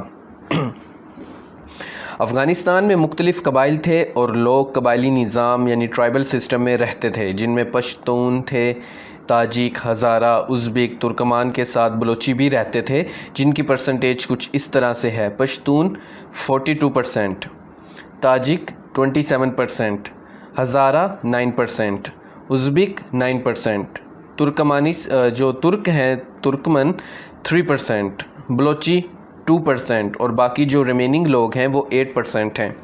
ان میں 85% سنی مسلم ہے، اور 10 to 15% شیعہ مسلم ہیں، اور باقی جو ہیں ان کے درمیان میں دیگر مذاہب سے تعلق رکھنے والے لوگ بھی شامل ہیں۔ اور جو سنی مسلم ہے 85%، وہ زیادہ تر امام ابو حنیفہ کو فالو کرتے ہیں۔ 1979 میں افغانستان میں پہلی دفعہ مردم شماری ہوئی تھی۔ اس سے پہلے افغانستان میں کوئی باقاعدہ مردم شماری نہیں ہوئی تھی کہ ہمیں سٹیٹسٹکس مل سکیں۔ تو آپ دیکھ سکتے ہیں کہ وہاں پر جو سب سے بڑی جماعت تھی، جو سب سے بڑی کلاس تھی، وہ پشتون کی تھی۔ وہاں پر پشتون سب سے زیادہ تعداد میں تھے، اور یہی لوگ طالبان تھے، اور اب ان قبائلوں میں قبائلی سسٹم میں جنگ چھڑ چکی تھی کہ اب حکومت کون بنائے گا۔ افغانستان میں مختلف زبانیں بولنے والے لوگ بھی رہتے تھے، جن میں سب سے زیادہ آبادی پشتو اور داری بولنے والوں کی تھی، اور اس کے علاوہ ہزارگی، ازبک، براہی، بلوچی زبانیں بھی بولی جاتی ہیں، سمجھی جاتی ہیں۔ افغانستان کے ساتھ قبائلی گروہ میں اقتدار کی جنگ کا آغاز تھا وہ ہو چکا تھا۔ امریکہ پاکستان اور افغانستان کو چھوڑ کر جا چکا تھا۔ اب پاکستان بہت مشکل حالات میں تھا، اور 1988 سے 1996 تک، ہم آپ کو پھر بتا دیں کہ 1988 سے 1996 تک افغانستان میں سول وار جاری تھی، خانہ جنگی جاری تھی، جس میں مختلف قبائل آپس میں اقتدار کے لیے لڑ رہے تھے۔ تو اب ان کے درمیان کوئی حکومت تو بن نہیں پا رہی تھی، اور کوئی ایسا سسٹم بھی نہیں بن پا رہا تھا کہ آپس میں حکومت بنا لیں۔ افغانستان میں امن یعنی پیس نہ ہونے کی وجہ سے پاکستان براہ راست اس سے متاثر ہو رہا تھا، تو اس نے وہاں 1996 میں طالبان کی مدد کی کہ حکومت بن جائے۔ اس کے علاوہ جو TTP تھی، تحریک طالبان پاکستان، وہ پاکستان کے خلاف ہوتے جا رہے تھے، اور وہ ایکسٹریمسٹ بنتے چلے جا رہے تھے، اور بہت سارے گروہ جیسے کہ مختلف انٹیلیجنس ایجنسیز ہیں، وہ بھی تحریک طالبان پاکستان کے اندر شامل ہو رہے تھے، یا پھر آپ یہ کہہ سکتے ہیں کہ ان کا نام استعمال کر کے دہشت گردی کر رہے تھے، اور اس کو ہائی جیک کر رہے تھے آہستہ آہستہ سے۔ سعودی عرب بھی پاکستان کی مدد نہیں کر پا رہا تھا اس معاملے میں، کیونکہ وہ ایران کے ساتھ مصروف تھا، جو اسلامک سول وار ہے اس میں وہ بیزی تھا۔ ایران اور سعودی عرب آپس میں ایک دوسرے کے ساتھ بہت زیادہ بیزی تھے اسلامک سول وار میں، اسلامک کولڈ وار میں۔ تو آپ یہ بھی کہہ سکتے ہیں کہ رشیا اور سوویت یونین کی کولڈ وار تو ختم ہو چکی ہے، لیکن وہ جو ایک کولڈ وار ہے جو کہ اسلامک ورلڈ میں موجود ہے، وہ ابھی تک جاری ہے۔ تو انشاءاللہ تعالی ہم اس کے پر علیحدہ سے ڈاکومنٹری بنائیں گے۔ تو اسلامی دنیا کی سرد جنگ یعنی کہ اسلامی کولڈ وار بھی جاری تھی، اور سعودی عرب اور ایران پروکسی وار میں ایک دوسرے سے لڑ رہے تھے۔ پاکستان کو افغانستان میں امن چاہیے تھا، کیونکہ اس کے اپنے ملک میں دہشت گردی، انتہا پسندی اور فرقہ واریت بڑھ رہی تھی۔ تو اب پاکستان نے طالبان کی مدد کی اور 1996 میں ان کی حکومت بنوا دی، جس نے 2001 تک افغانستان میں امن و امان قائم رکھا، اور بڑے ہی اچھے طریقے سے وہاں پر حکومت کرتے رہے۔ تو پاکستان خطے میں ہمیشہ سے ایک اہم ملک کے طور پہ رہا ہے۔ ہماری جیو پولیٹیکل لوکیشن ایسی ہے، اور ہمارا جغرافیہ ایسا ہے، اور پھر ہماری جو حیثیت ہے اٹامک پاور کی ہے، وہ ہماری بدقسمتی ہے کہ آج تک ہم اس کو کیش نہیں کروا سکے، جس کی وجہ سے ہم پیچھے رہے ہیں، ورنہ جو پاکستان کی حیثیت ہے وہ بہت ہی زیادہ سٹرونگ ہے۔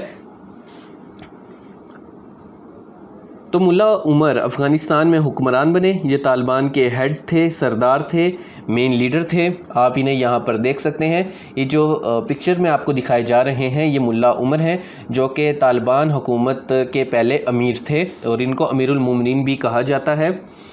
تو اپنے آخری دنوں میں کچھ ایسے دکھتے تھے کہ جب امریکہ نے افغانستان پر حملہ کر دیا ہوا تھا، اور مسلسل لڑ کے ان کی حالت جو تھی وہ کافی زیادہ خراب ہو چکی تھی، اور وہ فزیکلی بھی اتنے فٹ نہیں رہے تھے۔ تو آخری دنوں میں ان کی ایک آنکھ کا مسئلہ بھی تھا، تو آخری دنوں میں ملا عمر کچھ ایسے دکھتے تھے۔ محمد عمر المشہور ملا عمر طالبان کے امیر المومنین کی حیثیت سے کام کرتے تھے، یعنی کہ آپ یہ بھی کہہ سکتے ہیں کہ وہ افغانستان کے پریزیڈنٹ بھی بنے بعد میں۔ وہ غریب گھرانے سے تعلق رکھتے تھے، اور 1996 میں اسلامی امارات افغانستان کے صدر بنے تھے، اور 2001 تک وہ وہاں کے صدر رہے تھے، 2001 تک، جب تک کہ امریکہ نے حملہ نہیں کر دیا تھا۔ وہ 1994 میں طالبان میں یعنی کہ شامل آئے تھے، اور بہت سارا جنوبی اور مغربی حصہ انہوں نے حاصل کر لیا تھا، اور پھر ملک کے صدر بھی وہ بن گئے تھے۔ 9/11 کے واقعے کے بعد امریکہ میں وہ موسٹ وانٹڈ ہو چکے تھے، جبکہ امریکہ نے ہی طالبان کو بنایا تھا۔ ان کو وہ ہولی واریئرز کہتے تھے، مقدس سپاہی کہتے تھے۔ کولڈ وار کے دوران، سرد جنگ کے دوران، اور امریکہ کے وائٹ ہاؤس میں وہاں پر جا کر وہ کھانا کھایا کرتے تھے، امریکی صدر سے ملا کرتے تھے۔ بعد میں امریکہ نے نیٹو کے ساتھ مل کر افغانستان پر حملہ کیا تھا اپنے ہی ہولی واریئرز کے خلاف۔ طالبان پشتون ہیں اور وہ سن 1996 سے 2001 تک یعنی کہ 1996 ٹو 2001 تک اسلامی امارات افغانستان یعنی کہ آپ اس کو کہہ سکتے ہیں کہ سربراہ رہے ہیں، اور آج پھر وہ اقتدار میں آ گئے ہیں۔ 20 سال کے بعد ان کو ان کا اقتدار واپس مل چکا ہے۔ دوستوں، ایک اہم بات، جب سوویت یونین 1988 میں ہارا تھا اور 1991 میں تک سوویت یونین کے ٹکڑے ہو گئے تھے اور اس کا خاتمہ ہو گیا تھا، اور 14 ممالک رشیا کے علاوہ اور روس کو ملا کر 15 ممالک وجود میں آ چکے تھے، تو سرد جنگ ختم ہو گئی تھی۔ سرد جنگ کولڈ وار 1945 سے 1991 تک جاری رہی تھی، جو کہ آخر میں امریکہ جیت گیا تھا۔ تو اس پر ایک بہت مشہور کتاب بھی لکھی گئی تھی، جو کہ تھی کہ end of history and the last man. تو اس پر ایک بہت مشہور کتاب لکھی گئی تھی، جو کہ تھی end of the history and the last man, یعنی کہ اب دنیا میں صرف ایک طاقت ہوگی، اس کا نظام یعنی سسٹم ہوگا، وہی دنیا کو چلائے گی اور امن و امان قائم کرے گی۔ فرانسس فوکویاما کا کہنا تھا کہ جو بھی آپ دیکھ رہے ہیں پکچر سلائیڈ میں جو پکچرز ہیں، دونوں پکچرز فرانسس فوکویاما کی ہیں۔ تو فرانسس فوکویاما نے یہ کتاب لکھی تھی کہ end of the history and the last man. تو ان کا کہنا تھا کہ اب دنیا میں جمہوریت اور جمہوری نظام کے ساتھ کیپٹلزم ہوگا، اور امریکہ پوری دنیا میں ورلڈ آرڈر قائم کرے گا، یعنی دنیا کیسے چلے گی اب یہ امریکہ بتائے گا۔ دوستوں، اس کے جواب میں انہی کے استاد نے ان کو غلط ثابت کیا تھا، اور فرانسس فوکویاما کے ٹیچر سیمیول پی ہنٹنگٹن نے کہا تھا کہ دنیا میں ابھی کچھ باقی ہے اور دنیا کا نظام ایسے ہی نہیں قائم ہو جائے گا، بلکہ اب تہذیبیں ایک دوسرے کے ساتھ ٹکرائیں گی، مطلب کہ کلیش آف سویلائزیشن ہوگا۔ تہذیب یعنی سویلائزیشن کا مطلب یہ ہے کہ ایک انسان کا زندگی گزارنے کا طریقہ کار اور کیسا ہے اور اس کے عام معاملات کیسے ہیں، اور اب اسلام وہ قوت رکھتا ہے جو کہ امریکہ کو چیلنج کر سکتا ہے اور اس سے ٹکرائے گا، کیونکہ وہ ایک اکیلی مکمل سویلائزیشن رکھتا ہے۔ اس کے علاوہ چین امریکہ کو ہرانے کی مکمل صلاحیت رکھتا ہے، کیونکہ وہ بھی ایک سویلائزیشن ہے۔ ان دونوں کے بعد اگر جو تیسری طاقتیں موجود ہیں تیسرے نمبر پر، وہ انڈیا ہے، جاپان ہے، کیونکہ وہ بھی ایک اسٹرانگ سویلائزیشن رکھتے ہیں۔ دوستوں، ایک دفعہ صرف تصور کر لیں کہ اگر دنیا میں اسلامی ممالک کے درمیان امن و امان ہوتا تو آج سپر پاور امریکہ نہ ہوتا اور نہ ہی سیکنڈ نمبر کی سپر پاور چین ہوتا۔ تو سپر پاور کوئی اسلامی کنٹری ہی ہو سکتی تھی کہ اگر وہ آپس میں ایک دوسرے کے ساتھ متحد ہوتے، اور چین نے بھی ثابت کر دیا ہے کہ وہ امریکہ کے لیے سب سے بڑا چیلنج ہے، اس لیے تو وہ افغانستان سے نکلے ہیں، اور کنٹینمنٹ آف چائنا کا جو ان کا پورا پروسیس ہے وہ اس کے اوپر عمل درآمد کریں گے، جیسے کنٹینمنٹ آف اسلامک ورلڈ تھا۔ تو کلیش آف سویلائزیشن نے خود کو کافی حد تک جسٹیفائی کیا ہے، اور ہمیں دنیا میں یہ دیکھنے کو بھی ملا ہے۔ 9 سپتمبر 2001 کو امریکہ میں ایک حادثہ ہوا تھا، جس میں ورلڈ ٹریڈ سینٹر کے ساتھ جہاز ٹکرا کر اس کو تباہ کر دیا گیا تھا۔ اس کے علاوہ یہ ایک بہت ہی جان لیوا حملہ تھا، جس کے تحت 4 مقامات پر حملہ کیا گیا تھا، جس میں 2996 افراد 2996 افراد کی موت ہوئی تھی۔ یہ کام القاعدہ کا تھا۔ اس طرح سے بتایا جا رہا تھا کہ یہ کام القاعدہ نے کیا ہے۔ وہ وہابی مسلک یعنی کہ اہل حدیث فرقہ سے تعلق رکھنے والی جماعت ہے۔ اس کا تعلق سعودی عربیہ سے تھا، جو کہ افغانستان میں اپنا اثر و رسوخ رکھتی تھی۔ World Trade Center, New York, Manhattan, اس کے علاوہ شینکسویل، سٹونی کریک ٹاؤن شپ اور ارلنگٹن کنٹری، ان 4 مقامات پر حملے کیے گئے تھے۔ امریکہ میں عام لوگ خوف زدہ تھے اور اسلاموفوبیا اب مضبوط ہونے لگا تھا۔ لوگ اسلام سے نفرت کرنے لگے تھے اور اسلام سے ڈرنے لگے تھے۔ اس کے باوجود آج بھی اسلام یورپ اور امریکہ میں فاسٹسٹ گروئنگ ریلیجن کی حیثیت رکھتا ہے۔ یہاں آپ دیکھ سکتے ہیں کہ جہاز کس طرح سے ہمارا سے ٹکرانے کے بعد وہاں تباہی مچا چکے تھے۔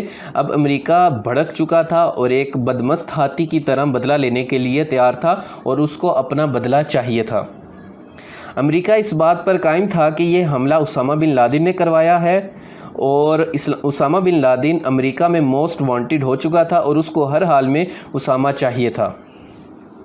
उस वक्त अमेरिका के सदर जॉर्ज बुश थे और वो 2001 से 2009 तक अमेरिका के सदर रहे हैं। वो नेटो के साथ मिलकर अफ़गानिस्तान पर हमला करने के लिए मुकम्मल तौर पे तैयार थे और उन्होंने यूनाइटेड नेशन से इसकी इजाज़त भी ले ली थी और एट दी एंड उन्होंने अफ़गानिस्तान पर हमला कर दिया था। तो इसके बाद का जो लास्ट एपिसोड है इस डॉक्यूमेंट्री लेक्चर का वो है invasion of America from 2001 to 2021 और उसके बाद क्या हुआ था और आज सितंबर 2021 तक क्या सिचुएशन है, ये हम आपको इंशाल्लाह ताला अगले लेक्चर में पढ़ाएंगे। तो चैनल पर बार बार आने के लिए, वीडियोस देखने के लिए आप सभी लोगों का बहुत बहुत शुक्रिया। अगर आपने पहले 3 एपिसोड्स नहीं देखे तो आप उनको भी देख लें, ताकि इस वक्त जो अफ़गानिस्तान को लेकर वर्ल्ड ऑर्डर चल रहा है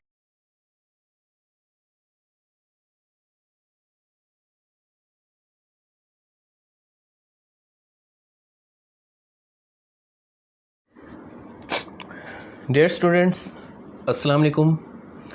हम आपको अब तक पढ़ा चुके हैं कि कैसे उसामा बिन लादेन के ऊपर इल्ज़ाम लगा था कि उसने 9/11 का हमला करवाया है और उसके बाद अमेरिका ने मुल्ला उमर से ये कहा कि आप हमें जो उसामा बिन लादेन है वो दे दें क्योंकि वो आपके मुल्क में मुकीम है। जिसके जवाब में मुल्ला उमर ने कहा कि ये हमारी रवायात के ख़िलाफ़ है कि हम अपना मेहमान किसी दूसरे को दे दें। हाँ, अगर वो खुद से जाना चाहेगा तो हम उसे रोकेंगे नहीं, और अगर वो अफ़गानिस्तान से जाना चाहता है तो हम उसे जाने देंगे।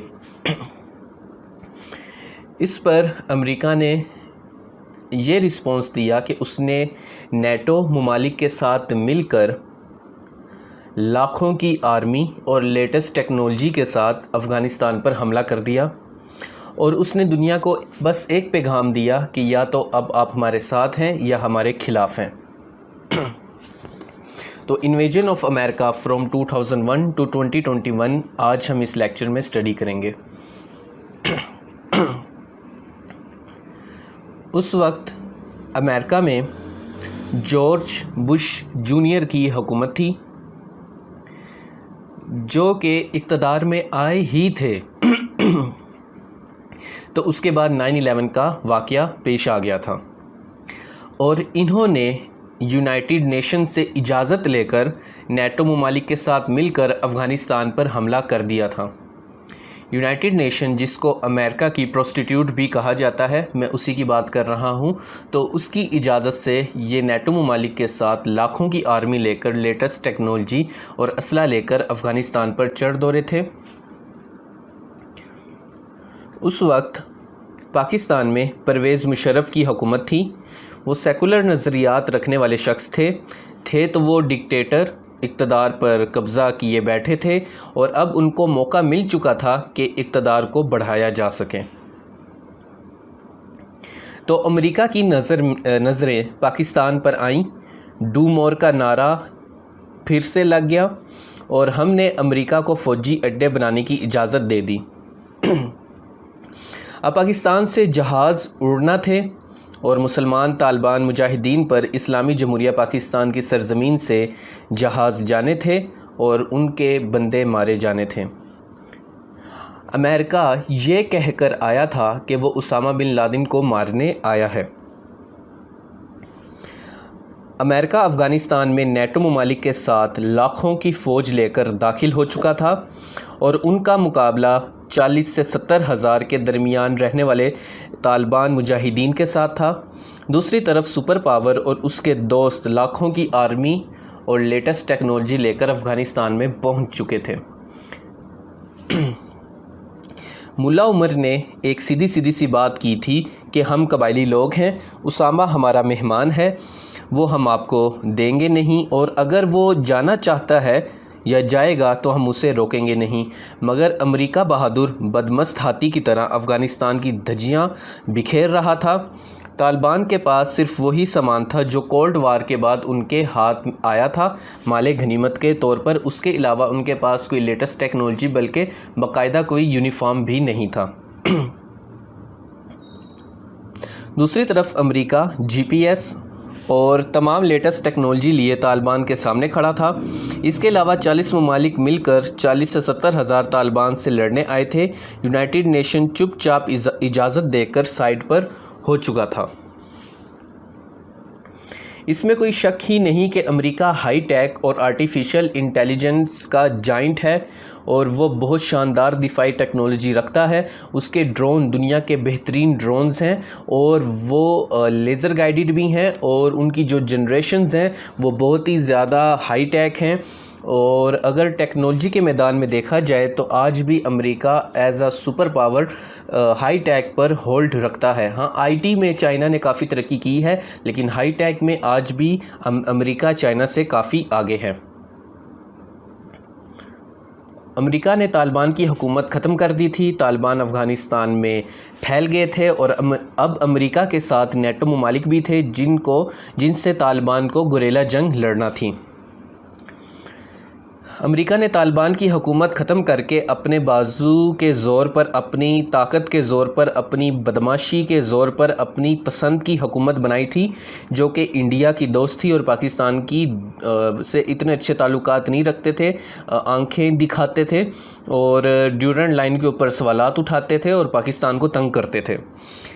دشمن ان سینس کہ وہ پاکستان سے نفرت کرتے تھے، گالیاں دیتے تھے۔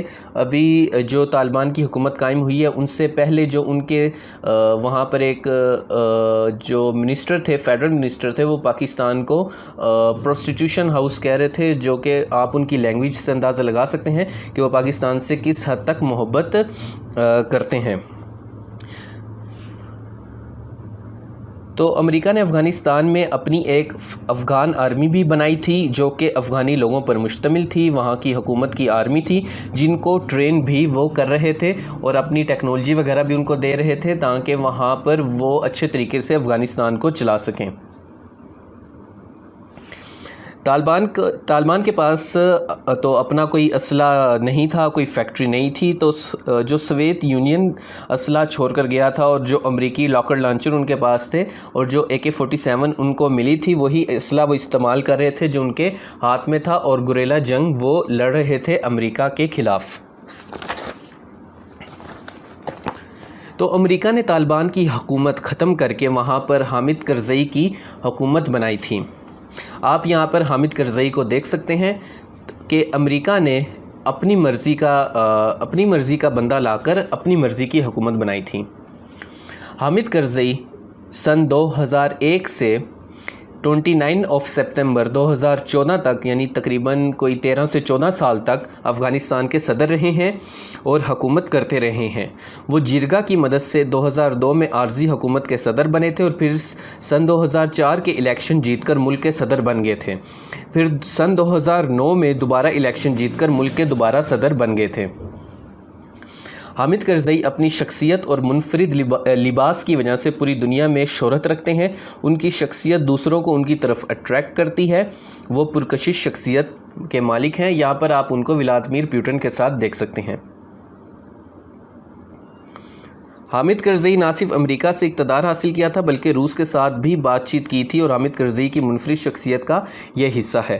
حامد کرزئی کے چین کے ساتھ بھی اچھے تعلقات رہے ہیں اور ان کے دور میں وہ چین بھی گئے تاکہ خطے کی صورتحال پر بات چیت کرتے رہیں، اور وہ چین کے ساتھ اچھے تعلقات رکھنے کے خواہش مند تھے کیونکہ وہ اس کے ہمسائے بھی ہیں۔ حامد کرزئی نے 14 سال ملک پر حکمرانی کی تھی، اور کوئی تو خاص وجہ ہوگی کہ وہ 14 سال افغانستان کے حکمران بنے رہے، اور اس خاص وجہ میں سے ایک خاص وجہ یہ بھی تھی کہ امریکہ کا آشیرواد ان کے ساتھ تھا۔ حامد کرزئی کے دور میں ہی انڈیا اور افغانستان کے بہت اچھے تعلقات بنے تھے، ڈیولپ ہوئے تھے۔ آپ ان کو یہاں پر منموہن سنگھ کے ساتھ دیکھ سکتے ہیں جو کہ ex prime minister of India ہیں، اور انڈیا نے افغانستان میں بہت رقم خرچ کر رکھی تھی، اور انڈیا نے افغانستان میں ڈیم تک بنائے تھے، ایسے ڈیم جو انہوں نے خود انڈیا میں نہیں بنائے، وہ انہوں نے افغانستان میں بنا ڈالے تھے۔ इंडिया ने अफ़गानिस्तान को ऐसे काबू कर रखा था कि वो पाकिस्तान के ख़िलाफ़ बयान देने से भी बाज नहीं आता था। पाकिस्तान को प्रोस्टिट्यूशन हाउस कह देता था, जो कि आप अगर उसका उर्दू में तर्जमा करें तो आपको भी गुस्सा आएगा कि वो क्या कह रहा था। वही जो मैंने यूनाइटेड नेशन को अमेरिका की कहा था, वही उन्होंने पाकिस्तान को कहा है। वो पाकिस्तान जिसने 30 लाख अफ़गान मुहाजिरीन रखे और सोवियत यूनियन से अफ़गानिस्तान को आज़ादी दिलवाई, वही अब उनके ख़िलाफ़ बोल रहे थे। जिन पर एहसान किया था उसके शर से पाकिस्तान बच नहीं पा रहा था। यहाँ पर आप नरेंद्र मोदी और हामिद करज़ई का रोमांस देख सकते हैं। इंडिया ने अफ़गानिस्तान में कई सफारत खाने बना रखे थे और वो वहाँ बैठकर पाकिस्तान में दखल अंदाज़ी कर रहा था, टेररिज़म कर रहा था। एक मरतबा हामिद करज़ई ने सिर्फ इतना कह दिया था कि अगर पाकिस्तान पर हमला कोई करता है तो अफ़गानिस्तान पाकिस्तान के साथ होगा, तो इस पर उनको बहुत तनकीद का सामना करना पड़ा था और अपने घर से भी उनको जो हेट था उसका सामना करना पड़ा था गवर्नमेंट के मामलात में। हामिद करज़ई ने साबिक सदर परवेज़ मुशर्रफ के साथ भी अच्छे और दोस्ताना ताल्लुकात कायम रखने की कोशिश की थी और यही रवैया परवेज़ मुशर्रफ का भी था। हामिद करज़ई पाकिस्तान के कई दौरे कर चुके हैं और वो आसिफ अली ज़रदारी से भी मिल चुके हैं। हामिद करज़ई साबिक वज़ीर आज़म यूसुफ़ रज़ा गिलानी को आप यहाँ पर इकट्ठे देख सकते हैं। हामिद करज़ई ने अपने दौरे इक़्तिदार में हर आला पाकिस्तानी शख्सियत से मिले और उनके साथ दोस्ती की ताकि वो पाकिस्तान की तरफ से परेशान ना हो और आसानी से अपनी हुकूमत चलाते रहें और अपना जो इक़्तिदार है उसको इंजॉय करते रहें। हामिद करज़ई अमेरिका, पाकिस्तान, इंडिया तीनों को दोस्त रखकर मजबूती से हुकूमत करना चाहते थे और उनका यही उनकी स्ट्रेटजी थी। और यहाँ आप उनको जॉन कैरी और ex chief of army staff Ashfaq Kiani के साथ देख सकते हैं। हामिद करज़ई को जब तक अमेरिका का आशीर्वाद रहा वो बेहतरीन तरीके से तकरीबन 14 साल तक हुकूमत करते रहे। हामिद करज़ई ने अपने पड़ोसी ईरान के साथ भी अच्छे ताल्लुकात कायम करने की कोशिश की थी। आप उनको साबिक ईरानी सदर मोहम्मद अहमद निजात के साथ देख सकते हैं। हामिद करज़ई ने जैसे पाकिस्तान और इंडिया के दौरे किए थे वैसे ही खित्ते के ताकतवर मुल्क ईरान के साथ भी दौरे किए थे। यहाँ आप उनको साबिक ईरानी सदर हसन रूहानी के साथ देख सकते हैं। अफ़गानिस्तान को समझने के लिए वहाँ की शख्सियात को समझना बहुत ज़रूरी है। हमें अब्दुल्ला को भी जानना होगा ताकि अफ़गानिस्तान को अच्छे तरीके से समझ सकें। अब्दुल्ला अफ़गान मशहूर सियासतदान हैं, पॉलिटिशियन हैं, जो कि अफ़गान हुकूमत में बहुत अहम हैं और तालिबान के साथ पीस टॉक यानी अमन मुआहदे पर भी वो बातचीत करते रहे हैं। वो तालिबान में असर और रसूख भी रखते हैं और अफ़गानिस्तान में एक मशहूर सियासतदान हैं। वो शुमाली इत्तेहाद के बुज़ुर्ग मेंबर हैं और वहाँ बहुत इज़्ज़त वाला नाम समझे जाते हैं। 17 अगस्त 2021 में भी होने वाले फसादात में उन्होंने अमन कायम करने की कोशिश की थी, जो कि हुकूमत और हिज़्ब इस्लामी के दरमियान हो रहे थे।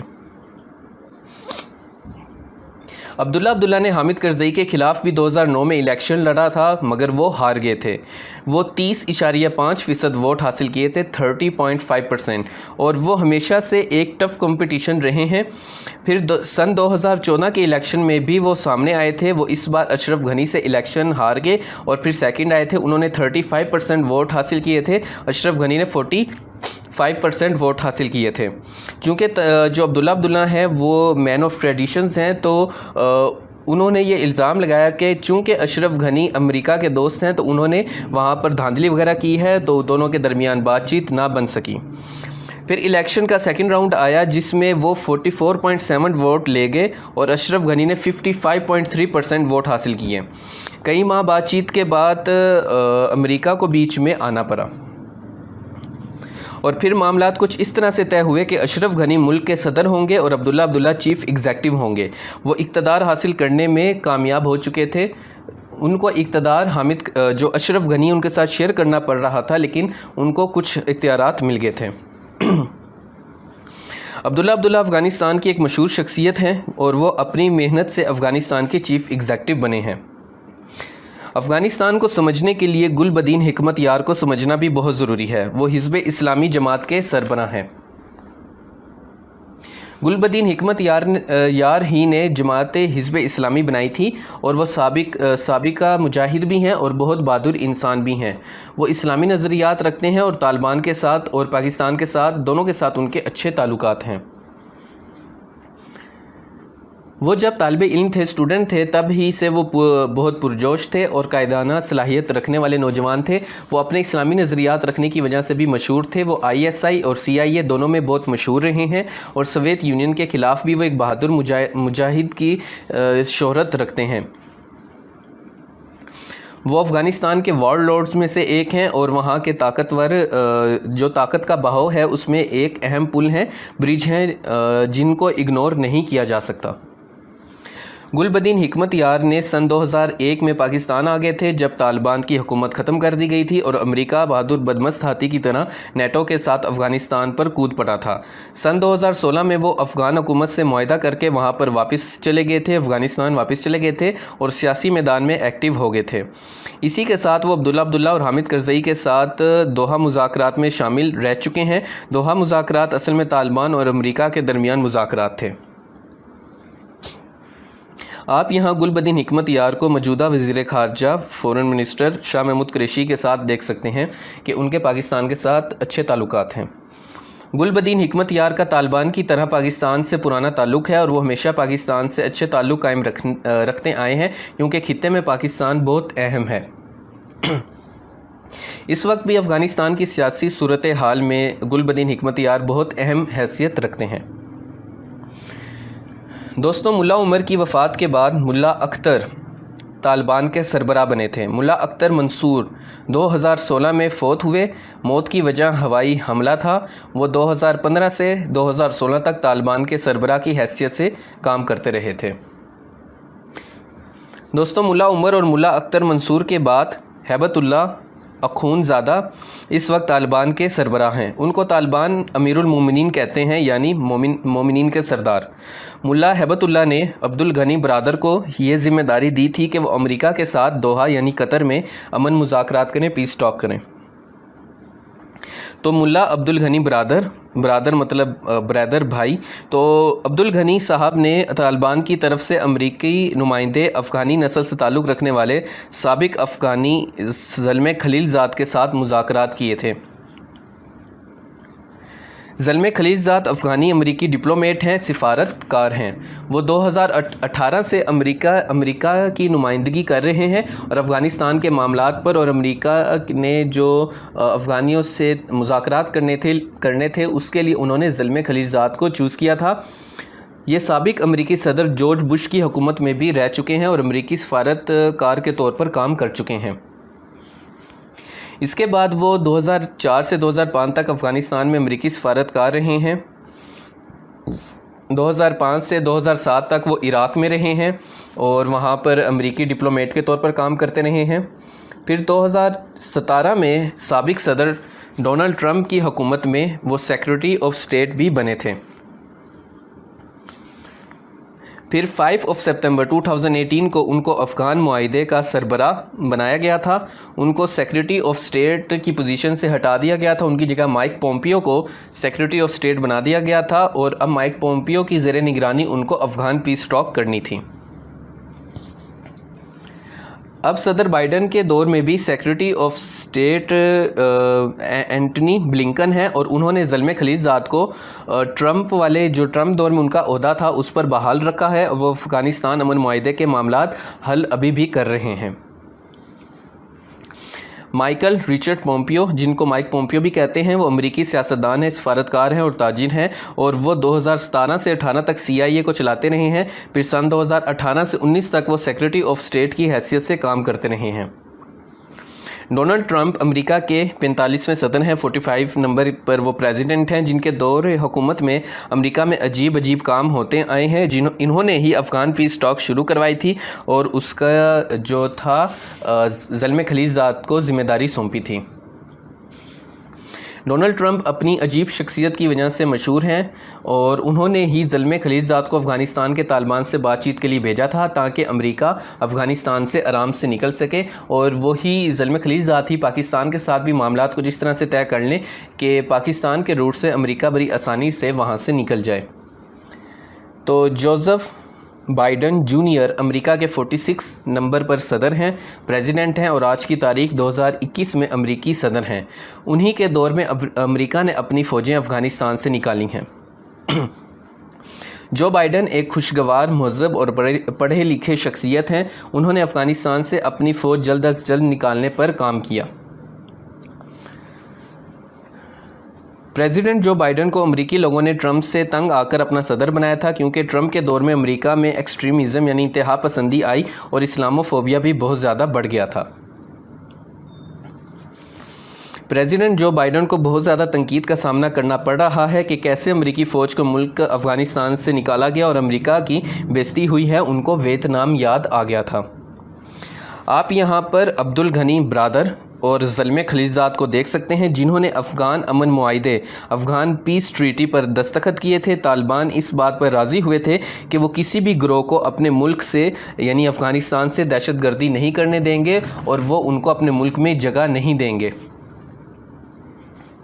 پاکستان کا کردار بہت واضح اور مثبت تھا۔ آپ یہاں پر زلمے خلیلزاد کو chief of army staff Qamar Javed Bajwa کے ساتھ دیکھ سکتے ہیں۔ زلمے خلیلزاد کو یقین دلایا گیا تھا کہ پاکستان پرامن افغانستان چاہتا ہے اور پاکستان کی زمین سے بھی کوئی ایسا گروہ پیدا نہیں ہوگا جو کہ بعد میں ٹیررسٹ گروپ کے طور پر جانا چاہے۔ وزیر اعظم عمران خان کا کردار بہت زیادہ اہم رہا ہے۔ انہوں نے ڈو مور سے انکار کر کے ایبسلیوٹلی ناٹ کہا تھا کہ اب ہم دوسروں کی جنگ کا حصہ نہیں بن رہے اور اب ہم وہ کریں گے جو ہمارے لیے ٹھیک ہوگا۔ ٹھیک ہے، امریکہ ہمارا دوست ہے تو ہم دوست سے برابری کی سطح پر تعلقات چاہتے ہیں اور ہم اب امریکہ کو اڈے نہیں دیں گے۔ ہاں، ہم ان کو وہاں سے نکلنے میں مدد کر سکتے ہیں۔ وزیراعظم عمران خان نے واضح کیا تھا کہ ہم امریکہ سے برابری کی سطح کے تعلقات چاہتے ہیں۔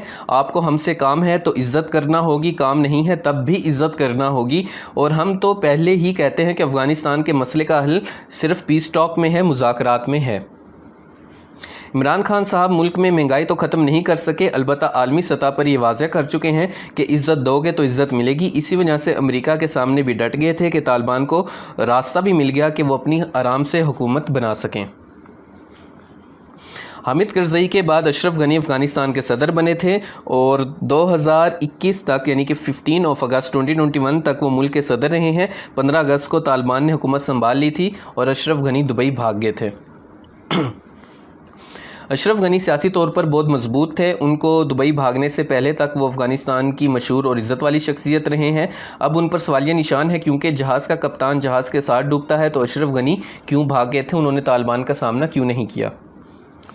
15 اگست سے پہلے اشرف غنی پاکستان سے بار بار مدد مانگتے رہے تھے اور وزیراعظم عمران خان ان کو تسلیاں بھی دیتے رہے تھے، اور پرائم منسٹر عمران خان نے افغانستان کا دورہ بھی کیا تھا۔ پاکستان کی طرف سے اشرف غنی کو پوری دنیا کو بس یہ پیغام بار بار دیا جا رہا تھا کہ پورا امن افغانستانی پاکستان چاہتا ہے تاکہ خطہ ترقی کر سکے، اور افغانستان میں امن ہوگا تو جو تجارت وغیرہ ہے وہ بڑے آسانی سے ہو سکے گی۔ مشہور افغانی شخصیت عبداللہ بھی پاکستان آتے رہے ہیں تاکہ افغانستان کے بہتر مستقبل پر کام کیا جا سکے اور معاملات حل ہو سکیں۔ یہاں آپ ان کو شاہ محمود قریشی کے ساتھ اکٹھے دیکھ سکتے ہیں۔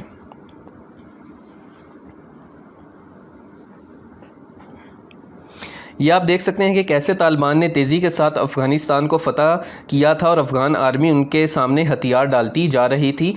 ایک طرف جب امریکہ کی فوجیں ایک سائڈ پر ہوگیں تو ایک دفعہ پھر سے افغان آرمی اور طالبان کے درمیان سول وار سٹارٹ ہو گئی تھی اور انہوں نے بہت ہی تیزی کے ساتھ پورے افغانستان پہ قبضہ کر لیا۔ آپ دیکھ سکتے ہیں کہ دی اکنومسٹ کی رپورٹ کے مطابق 12 اگست 2021 تک طالبان آدھے سے زیادہ افغانستان پر کنٹرول حاصل کر چکے تھے اور سب ان کے سامنے بے بس ہوتے چلے جا رہے تھے۔ آپ دیکھ سکتے ہیں کہ انڈیا کو سالگرہ کا تحفہ ملا تھا اور جو افغانستان تھا اس پر جو طالبان کا کنٹرول تھا وہ 15 اگست کو یعنی کہ بہت ہی زیادہ ہو چکا تھا کہ انہوں نے پورا افغانستان تقریباً 85% اپروکسیمیٹلی افغانستان فتح کر لیا تھا، مطلب کہ افغانستان فتح ہو چکا تھا اور انڈیا کو اس کی سالگرہ کا تحفہ ملا تھا۔ آپ دیکھ سکتے ہیں کہ کابل فتح ہونے کے بعد 80% افغانستان پر 16 اگست تک طالبان قبضہ کر چکے تھے اور امریکہ نے کہا تھا کہ طالبان کو 2 سال لگیں گے یہ کرنے میں، پھر انہوں نے کہا کہ نہیں 1.5 سال لگے گا، پھر کہا نہیں 1 سال لگے گا، پھر کہا 8 ماہ لگیں گے، اور پھر کہا 6 ماہ لگیں گے، لیکن یہ سب کچھ 6 ماہ سے بھی پہلے ہو گیا۔ بی بی سی کی رپورٹ کے مطابق پہلے 9 جولائی تک طالبان طاقتور نظر نہیں آ رہے تھے، مگر 1 ماہ چند دنوں میں 16 اگست کے بعد پورا کا پورا افغانستان اب طالبان کے قبضے میں ہے اور وہ اپنی حکومت قائم کر چکے ہیں۔ ترکی کے صدر اور عالمی دنیا کے مشہور لیڈر اور پاکستان میں بھی مقبولیت رکھنے والے صدر طیب رجب اردوغان نے طالبان کو باز آنے کا کہا تھا کہ وہ سیاسی نظام کے ذریعے حکومت قائم کریں۔ طیب اردوغان نے طالبان سے بات چیت کرنے کے آپشن کو بھی ہمیشہ اوپن رکھا کہ ہم مسلم بھائی ہیں اور ہمیں ایک دوسرے سے بات چیت جاری رکھنی چاہیے۔ دوسری طرف رجب طیب اردوغان چاہتے تھے کہ افغانستان میں سیاسی نظام کے تحت حکومت آئے اور معاملات سیاست سے حل ہوں، تاکہ خطے میں اور کوئی اسلحہ بردار ملیٹنٹ گروپ نہ بن جائے، جس کے جواب میں طالبان نے کہا تھا کہ آپ پریشان نہ ہوں، ہم معاہدے پر اپنی جان دے دیں گے مگر معاہدہ پورا کریں گے، ہم قبائلی لوگ ہیں اور ہم اپنی بات پر قائم رہتے ہیں۔ پریزیڈنٹ جو بائیڈن کو اپنے ملک امریکہ میں بہت تنقید کا سامنا کرنا پڑ رہا تھا کہ یہ ہماری شکست ہے، اور اس کے جواب میں صدر جو بائیڈن نے کہا کہ ہم 2011 میں ہی جنگ جیت گئے تھے جب ہم نے اسامہ بن لادن کو مار دیا تھا، اور ہمارا مقصد اسی دن پورا ہو چکا تھا اور امریکہ جیت چکا تھا، تو مقصد پورا ہونا فتح ہی ہوتی ہے۔ اس تمام معاملات میں روس بہت زیادہ خوش ہے، اور پیوٹن تو خوش نظر آ رہے ہیں کہ جیسے 1988 میں سوویت یونین کو شکست ہوئی تھی اور پھر وہ ٹوٹ گیا تھا، ویسے ہی اب امریکہ کو شکست ہوئی ہے، اور طالبان جو کہ 50 سے 70 ہزار سے زیادہ نہیں رہے، کبھی بھی اس کے درمیان میں ہی رہے ہیں، انہوں نے سپر پاور امریکہ اور طاقتور نیٹو ممالک کو ہرا دیا ہے۔ جیسے کہ حال ہی میں وزیر خارجہ شاہ محمود قریشی نے بھی کہا تھا کہ طالبان بہت سمجھدار ہو چکے ہیں، وہ تاریخ اور سیاست کو خوب جانتے ہیں، اور عبدالغنی برادر انگریزی میں سیاست اور تاریخ کو سامنے رکھتے ہوئے ہسٹری کے حوالے ریفرنس دیتے ہوئے مذاکرات کر رہے تھے اور زلمے خلیل زاد کو بہت زیادہ پریشان کر رہے تھے۔ چین کا بھی بہت اہم کردار ہے، اب وہ افغانستان میں امریکہ کی غیر موجودگی کا خوب فائدہ اٹھائے گا اور سی پیک اور BRI کی مدد سے افغانستان کو اپنے ساتھ ملا کر اور مضبوط ہو جائے گا۔ چین پہلے ہی ایران کو BRI میں شامل کر چکا ہے اور بہت تیزی سے آگے بڑھ رہا ہے اور خطے میں مضبوط ہوتا جا رہا ہے۔ ایران پہلے سے ہی خطے کا بہت اہم ملک رہا ہے، اب افغانستان کا ہمسایہ ہے اور چین سے تعلق قائم ہونے کی وجہ سے اور زیادہ اہم ہو گیا ہے۔ افغانستان میں ایران کا اپنا اثر و رسوخ بھی کم نہیں وہ ہونے دینا چاہے گا، اور وہ چاہے گا کہ اس کا افغانستان میں اثر و رسوخ قائم رہے۔ یاد ہے کہ ہم نے آپ کو ایپیسوڈ نمبر 1 میں علامہ اقبال کی پوئٹری کا ریفرنس دیا تھا کہ آسیہ یک پیکر آب و گلے است، ملت افغان در آ پیکر دل است، از فساد و فساد آسیہ در کشاد و کشاد آسیہ، کہ ایشیا پانی اور پھولوں کا ایک جسم ہے جس میں افغان قوم دل کی حیثیت رکھتی ہے، اور اس میں امن، یعنی افغانستان میں امن کا مطلب ایشیا میں امن ہے، اور اس میں فساد کا مطلب ہے کہ ایشیا میں فساد ہے۔ دوستوں، اس وقت انڈیا کی حالت بہت زیادہ خراب ہو چکی ہے کہ پہلے ایران ہاتھ سے نکل گیا اور اب افغانستان بھی ان کے ہاتھ سے نکل چکا ہے۔ افغانستان میں انہوں نے روڈ بنائے، ہائی ویز بنائے، ڈیم بنائے، اسکول بنائے، دفاتر قائم کیے، اور بدلے میں 15 اگست کو آزادی والے دن طالبان کی حکومت کا تحفہ ان کو ملا۔ اس وقت پورے انڈیا میں آپ کو سوشل میڈیا پر طالبان کے خلاف پروپیگنڈا مل جائے گا، اور آپ انسٹاگرام اور فیس بک کے اوپر ان کے بارے میں بہت ساری جھوٹی خبریں بھی سنیں گے۔ افغانستان کے ساتھ مڈل ایسٹ موجود ہے، اور ایران سعودی عرب سے پہلے افغانستان کو اپنا دوست بنا لینا چاہے گا، مگر مت بھولیں کہ 1980s میں سعودی عرب نے طالبان کی بہت زیادہ مدد کی تھی اور فنڈنگ کی تھی، اور اس وقت صورتحال بہت زیادہ عجیب ہو چکی ہے کہ وقت گزرنے کے ساتھ بہت سارے معاملات واضح ہو جائیں گے۔ اس کے علاوہ ایران سعودیہ سرد جنگ جو ہے کولڈ وار، جس میں ترکی بھی آ چکا ہے، تو دنیا کے طاقتور ملکوں میں سے ایک ہے، اور وہ بھی افغانستان میں اپنا اثر و رسوخ قائم کرنا چاہتا ہے۔ تو یہاں پر آپ مڈل ایسٹ کو دیکھ سکتے ہیں۔ اور دوسری طرف پریزیڈنٹ جو بائیڈن صرف امریکی عوام کو تسلی دے رہے ہیں کہ وہ جنگ جیت چکے ہیں، جبکہ حقیقت میں یہ ہے کہ ان کا اپنا بنایا ہوا سیٹ اپ 2 ماہ کے اندر اڑ کر رہ گیا تھا، اور ان کی بنائی افغان آرمی 2 ماہ میں فارغ ہو گئی تھی، جس کے جواب میں پریزیڈنٹ جو بائیڈن نے یہ کہا کہ ہم وہاں پر کوئی ان کو ایجوکیٹ کرنے نہیں گئے تھے، ہم وہاں ایک بندہ مارنے گئے تھے، وہ ہم نے مار لیا اور ہم جیت چکے ہیں۔ اس میں کوئی شک نہیں کہ آج بھی امریکہ دنیا کی سپر پاور ہے، لیکن یورپ نے اس سے انکار کر دیا ہے، اور برطانیہ کے ایک نیوز پیپر نے غالباً کہا ہے کہ امریکہ از نو مور سپر پاور، اور چین دوسرے نمبر پر ہے، اور آج 2021 تک یہ صورتحال ہے۔ کل کیا ہوگا اللہ رب العزت بہتر جانتا ہے، مگر آج 2021 میں امریکہ کو قہوہ پینے والی 50 سے 70 ہزار کی تعداد میں موجود طالبان نے شکست دے دی ہے۔ ابھی سپتمبر کا مہینہ ہے اور آگے دیکھتے ہیں کہ کیا کچھ ہوتا ہے۔ دوستوں، طالبان جیت چکے ہیں اور اس میں کوئی شک والی بات نہیں ہے، اور وہ جو امریکہ کو خدا مانتے تھے آج کل وہی تسلی دے رہے ہیں جو بائیڈن اپنی قوم کو تسلی دیا کرتے تھے۔ امریکہ کو خدا ماننے والے اور اس کو سپر پاور کہنے والے کہ امریکہ یہ کر دے گا وہ کر دے گا، آج وہ بہت زیادہ ہائی انگلش کی ٹرم یوز کر رہے ہیں اپنے انالیسس کے اندر تاکہ عام عوام کو بیوقوف بنایا جا سکے۔ یہ تاریخ عجیب و غریب واقعات سے بھری پڑی ہے، اور حسن نثار کی آپ کو وہ بات یاد ہوگی کہ جو لوگ تاریخ سے سبق حاصل نہیں کرتے، تاریخ ان کو سبق سکھا دیتی ہے۔ تو یہ آج کا ہمارا لیکچر تھا، امید کرتے ہیں کہ آپ کو پسند آیا ہوگا، اور اگر ہم اس کا انالیٹیکل انالیسس کریں تو ہم آپ کو ابھی تک 1839 سے 2021 تک کی ساری ہسٹری پڑھا چکے ہیں۔ تو آپ چینل کی جو یہ افغانستان کی پلے لسٹ ہے وہاں پر جا کر یہ سارا میٹیریل دیکھ سکتے ہیں، اور جہاں تک بات ہے دنیا کی، تو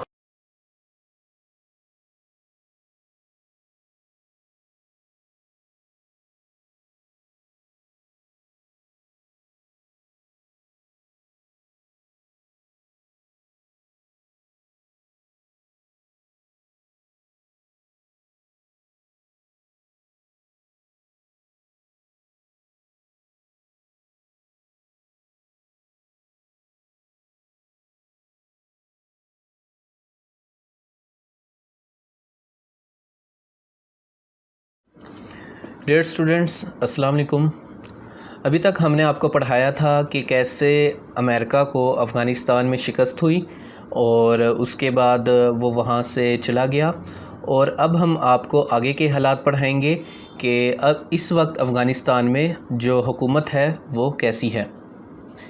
تو یہاں تک ہم نے آپ کو پڑھا دیا تھا کہ امریکہ افغانستان سے نکل چکا ہے ایپیسوڈ نمبر 5 تک، اور آج ایپیسوڈ نمبر 6 میں ہم پڑھیں گے نیو افغان طالبان گورنمنٹ کے بارے میں، اور ہم آپ کو بتائیں گے کہ جو ان کی کابینہ ہے اس کے اندر کون کون سے لوگ موجود ہیں اور وہ کس کس پوسٹ پر کام کر رہے ہیں۔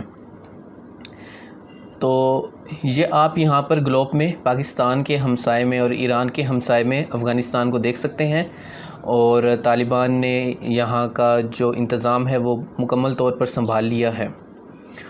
تو سب سے پہلے ہمارے پاس ہیں محمد حسن آخوند، یہ رہبانی شورا کے بھی یعنی کہ جو پاورفل ممبر ہیں اس میں شامل تھے، اور لیڈرشپ کونسل بھی آپ اس کو کہہ سکتے ہیں، اور انہوں نے لانگ ٹائم ہیڈ کے طور پر بھی کام کیا ہے، پاورفل ڈیسیشن میکنگ باڈی کے طور پر، اور یہ پہلے فورن منسٹر تھے طالبان گورنمنٹ کے 1996 سے لے کے 2001 تک۔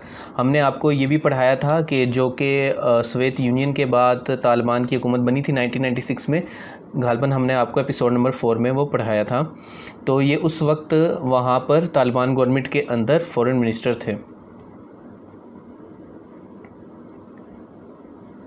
تو اس کے بعد ہمارے پاس ہیں ملا عبدالغنی برادر مطلب برادر سے ہے، بھائی سے ہے۔ تو یہ ملا عمر کے بہت ہی خاص دوست ہیں، یہ پاکستان میں قید بھی رہے ہیں 2010 سے لے کر 2018 تک، 8 سال یہ پاکستان کے اندر قید رہے ہیں، اور اس کے بعد پھر ان کو رہا کر دیا گیا تھا امریکہ کے دباؤ پر ہی، کیونکہ انہوں نے پھر ٹاک کرنی تھی، پیس ٹاک کرنی تھی امریکہ کے ساتھ۔ تو بعد میں یہ رہا ہوئے، اور اس کے بعد پھر انہوں نے دوحہ میں زلمے خلیج زاد کے ساتھ ٹاکس کی تھیں، پیس ٹاکس کی تھیں، جس کے اندر یہ طے پایا تھا کہ کس طرح سے جو امریکہ ہے وہ افغانستان سے نکل جائے گا، اور وہ کون کون سی باتیں ہوں گی جن کے اوپر دونوں جو فریقین ہیں وہ رضامند ہوں گے۔ تو یہ 1996 سے 2001 تک ڈپٹی ڈیفنس منسٹر رہے ہیں، اور اس وقت یہ ہیں ایکٹنگ ڈپٹی پرائم منسٹر، اس وقت یہ پرائم منسٹر کے طور پر کام کریں، ڈپٹی پرائم منسٹر کے طور پر۔ اور جو محمد حسن آخوند ہیں وہ اس وقت پرائم منسٹر ہیں۔ تو محمد حسن آخوند پرائم منسٹر ہیں، اور عبدالغنی برادر اس وقت ڈپٹی پرائم منسٹر ہیں۔ اس کے بعد ہمارے پاس ہے عامر خان متاقی، یہ منسٹر ہیں کلچر کے، انفارمیشن کے، اور اس وقت یہ فورن منسٹر ہیں۔ جب ان کی پہلی حکومت تھی 1996 سے 2001 تک، تو اس وقت یہ منسٹر تھے کلچر کے، انفارمیشن کے، اور اس وقت یہ فورن منسٹر کے طور پر اپنے جو خدمات ہیں وہ سر انجام دے رہے ہیں۔ اس کے بعد ہمارے پاس ہیں ملا یعقوب، ان کی کوئی پکچر نہیں ہے لیکن یہ اس وقت ڈیفنس منسٹر ہیں۔ یہ ملا عمر کے بیٹے ہیں۔ ملا عمر وہ جو کہ 1996 میں ہیڈ تھے افغانستان کے، پریزیڈنٹ تھے، اور وہی اس وقت پریزیڈنٹ تھے جب 2001 میں امریکہ نے افغانستان پر حملہ کیا تھا۔ تو یہ اس جو تھے ملا عمر، ان کے بیٹے ہیں۔ ملا عمر نے ہی طالبان کو وصیت دی تھی کہ چاہے جو کچھ بھی ہو جائے پاکستان کو نقصان نہ پہنچانا، پاکستان کے ساتھ بھائیوں والا سلوک کرنا، ورنہ میں بھی حالات کچھ اور ہو سکتے تھے۔ اس کے بعد ہمارے پاس ہیں سراج الدین حقانی۔ یہ موسٹ وانٹڈ بھی رہے ہیں، اور القاعدہ کے ساتھ ان کے تعلقات کی وجہ سے یہ امریکہ میں موسٹ وانٹڈ بندے تھے، اور یہ حقانی نیٹ ورک کے ساتھ بھی ان کا جو تانے بانے ہیں وہ جوڑے چاہتے ہیں۔ تو اس وقت یہ ہیں انٹیریئر منسٹر، یعنی کہ وزیر داخلہ۔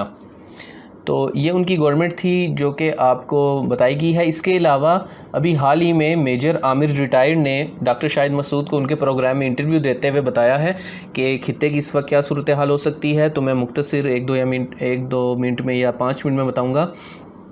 انہوں نے کہا ہے کہ جو ضیاء الحق کی باری افغان جہاد ہوا تھا، اس سے پاکستان کی عزت میں اضافہ ہوا تھا، اور ضیاء الحق کی جو پالیسی تھی اس کی وجہ سے ہم نے ایٹم بم کمپلیٹ کیا تھا، اور ہم نے انڈیا کو بھی سائڈ پہ کیا ہوا تھا۔ روس، افغانستان مل کر پاکستان کے ٹکڑے کرنا چاہتا تھا تاکہ وہ چھوٹی چھوٹی ریاستوں میں بڑھ جائے اور پھر یہاں سے گرم پانی کی طرف چلے جائے، اور اس کے بعد جو ان کا نیکسٹ اسٹاپ ہونا تھا وہ یہ خلیجی ریاستیں ہونی تھی اور یہ مڈل ایسٹ کے ممالک ہونے تھے۔ لیکن پاکستان نے ان کا مقابلہ کیا، اور وہاں پر جو تھے پریزیڈنٹ آف پاکستان ضیاء الحق، وہ اس وقت امریکہ سے انہوں نے بات کی تھی، تو انہوں نے کہا تھا نہیں آپ افغانیوں کے ساتھ انگیج نہ ہو، سوویت یونین کے ساتھ۔ تو ضیاء الحق نے کہا تھا کہ آپ فکر نہ کریں، ہم ان کے ساتھ انگیج بھی ہو جائیں گے اور ان کو یہاں سے واپس بھی بھیج دیں گے۔ تو اس کے بعد سے پھر جو پاکستان کی پالیسی تھی وہ بہت زیادہ واضح تھی، کیونکہ 1971 کے اندر ایک دفعہ پاکستان کے 2 ٹکڑے ہو چکے تھے، اور انڈیا نے سوویت یونین کے ساتھ مل کر اور پھر شیخ مجیب الرحمن اور مکتی بانی کے ساتھ مل کر پاکستان کا جو مشرقی حصہ تھا اس کو علیحدہ کروایا تھا۔ بعد میں اب سوویت یونین جو تھی پھر انڈیا کے ساتھ مل کر اور افغانستان کے ساتھ مل کر، کیونکہ افغانستان کے اندر وہ کمیونسٹ انقلاب آ چکا تھا اور کمیونسٹ حکومت تھی، اور وہاں کے جو لیڈرز تھے وہ پاکستان کے خلاف لڑتے تھے۔ تو وہ جو کمیونسٹ لیڈر تھے انہوں نے پھر اس طرح سے معاملات طے کیے تھے کہ اب پاکستان کے ٹکڑے کریں گے تاکہ ہم یہاں سے آسانی سے اپنا روٹ کر لیں اور ہم تجارتی طور پر بھی بہت زیادہ کامیاب ہو جائیں۔ تو اس کے بدلے میں جو ضیاء الحق تھے انہوں نے وہاں پر سٹینڈ لیا تھا، لیکن مشرف جو تھے وہ عمران خان نے کہا تھا، وہ امریکہ نے کہا مشرف کو بیٹھ جاؤ تو وہ لیٹ گیا۔ تو اس طرح کے معاملات تھے۔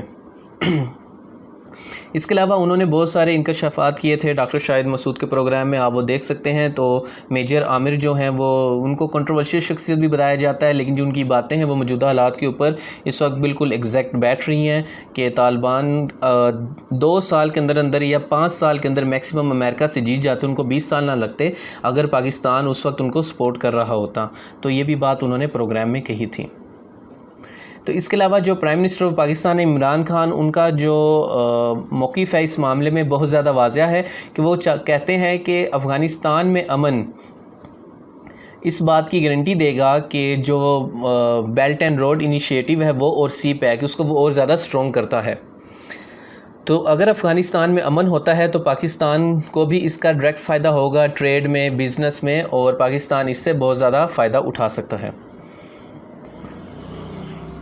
علامہ اقبال کی بھی پوئٹری یاد آ رہی ہے جو انہوں نے کی تھی، جس کے اندر انہوں نے پیغام دیا تھا کہ کس طرح سے اپنے کلچر اور ٹریڈیشن کو بھولنا نہیں چاہیے، اور جو لوگ اپنے کلچر اور ٹریڈیشن کو بھول جاتے ہیں ان کو دوسری قومیں بڑے آرام سے تباہ و برباد کر دیتی ہیں۔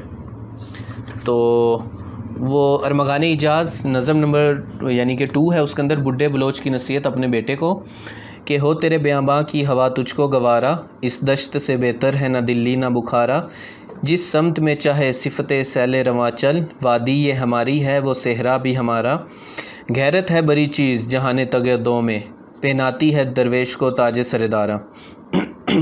تو آپ دیکھ سکتے ہیں کہ اس وقت 40 سے 70 ہزار کے درمیان رہنے والے طالبان نے لاکھوں کی ریزرو آرمی رکھنے والے نیٹو اور امریکہ کو شکست دی ہے، کیونکہ وہ جانتے ہیں کہ غیرت بڑی چیز ہوتی ہے اور غلامی برداشت نہیں کی جا سکتی۔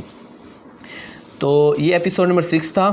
اب دیکھتے ہیں کہ اس کو اور کنٹینیو کرنا ہے یا نہیں کرنا، کیونکہ خطے کی سچویشن تو ہر ٹائم بدلتی رہے گی۔ تو چینل پر بار بار آنے کے لیے اور ویڈیوز دیکھنے کے لیے آپ سبھی لوگوں کا بہت بہت شکریہ۔ اللہ حافظ۔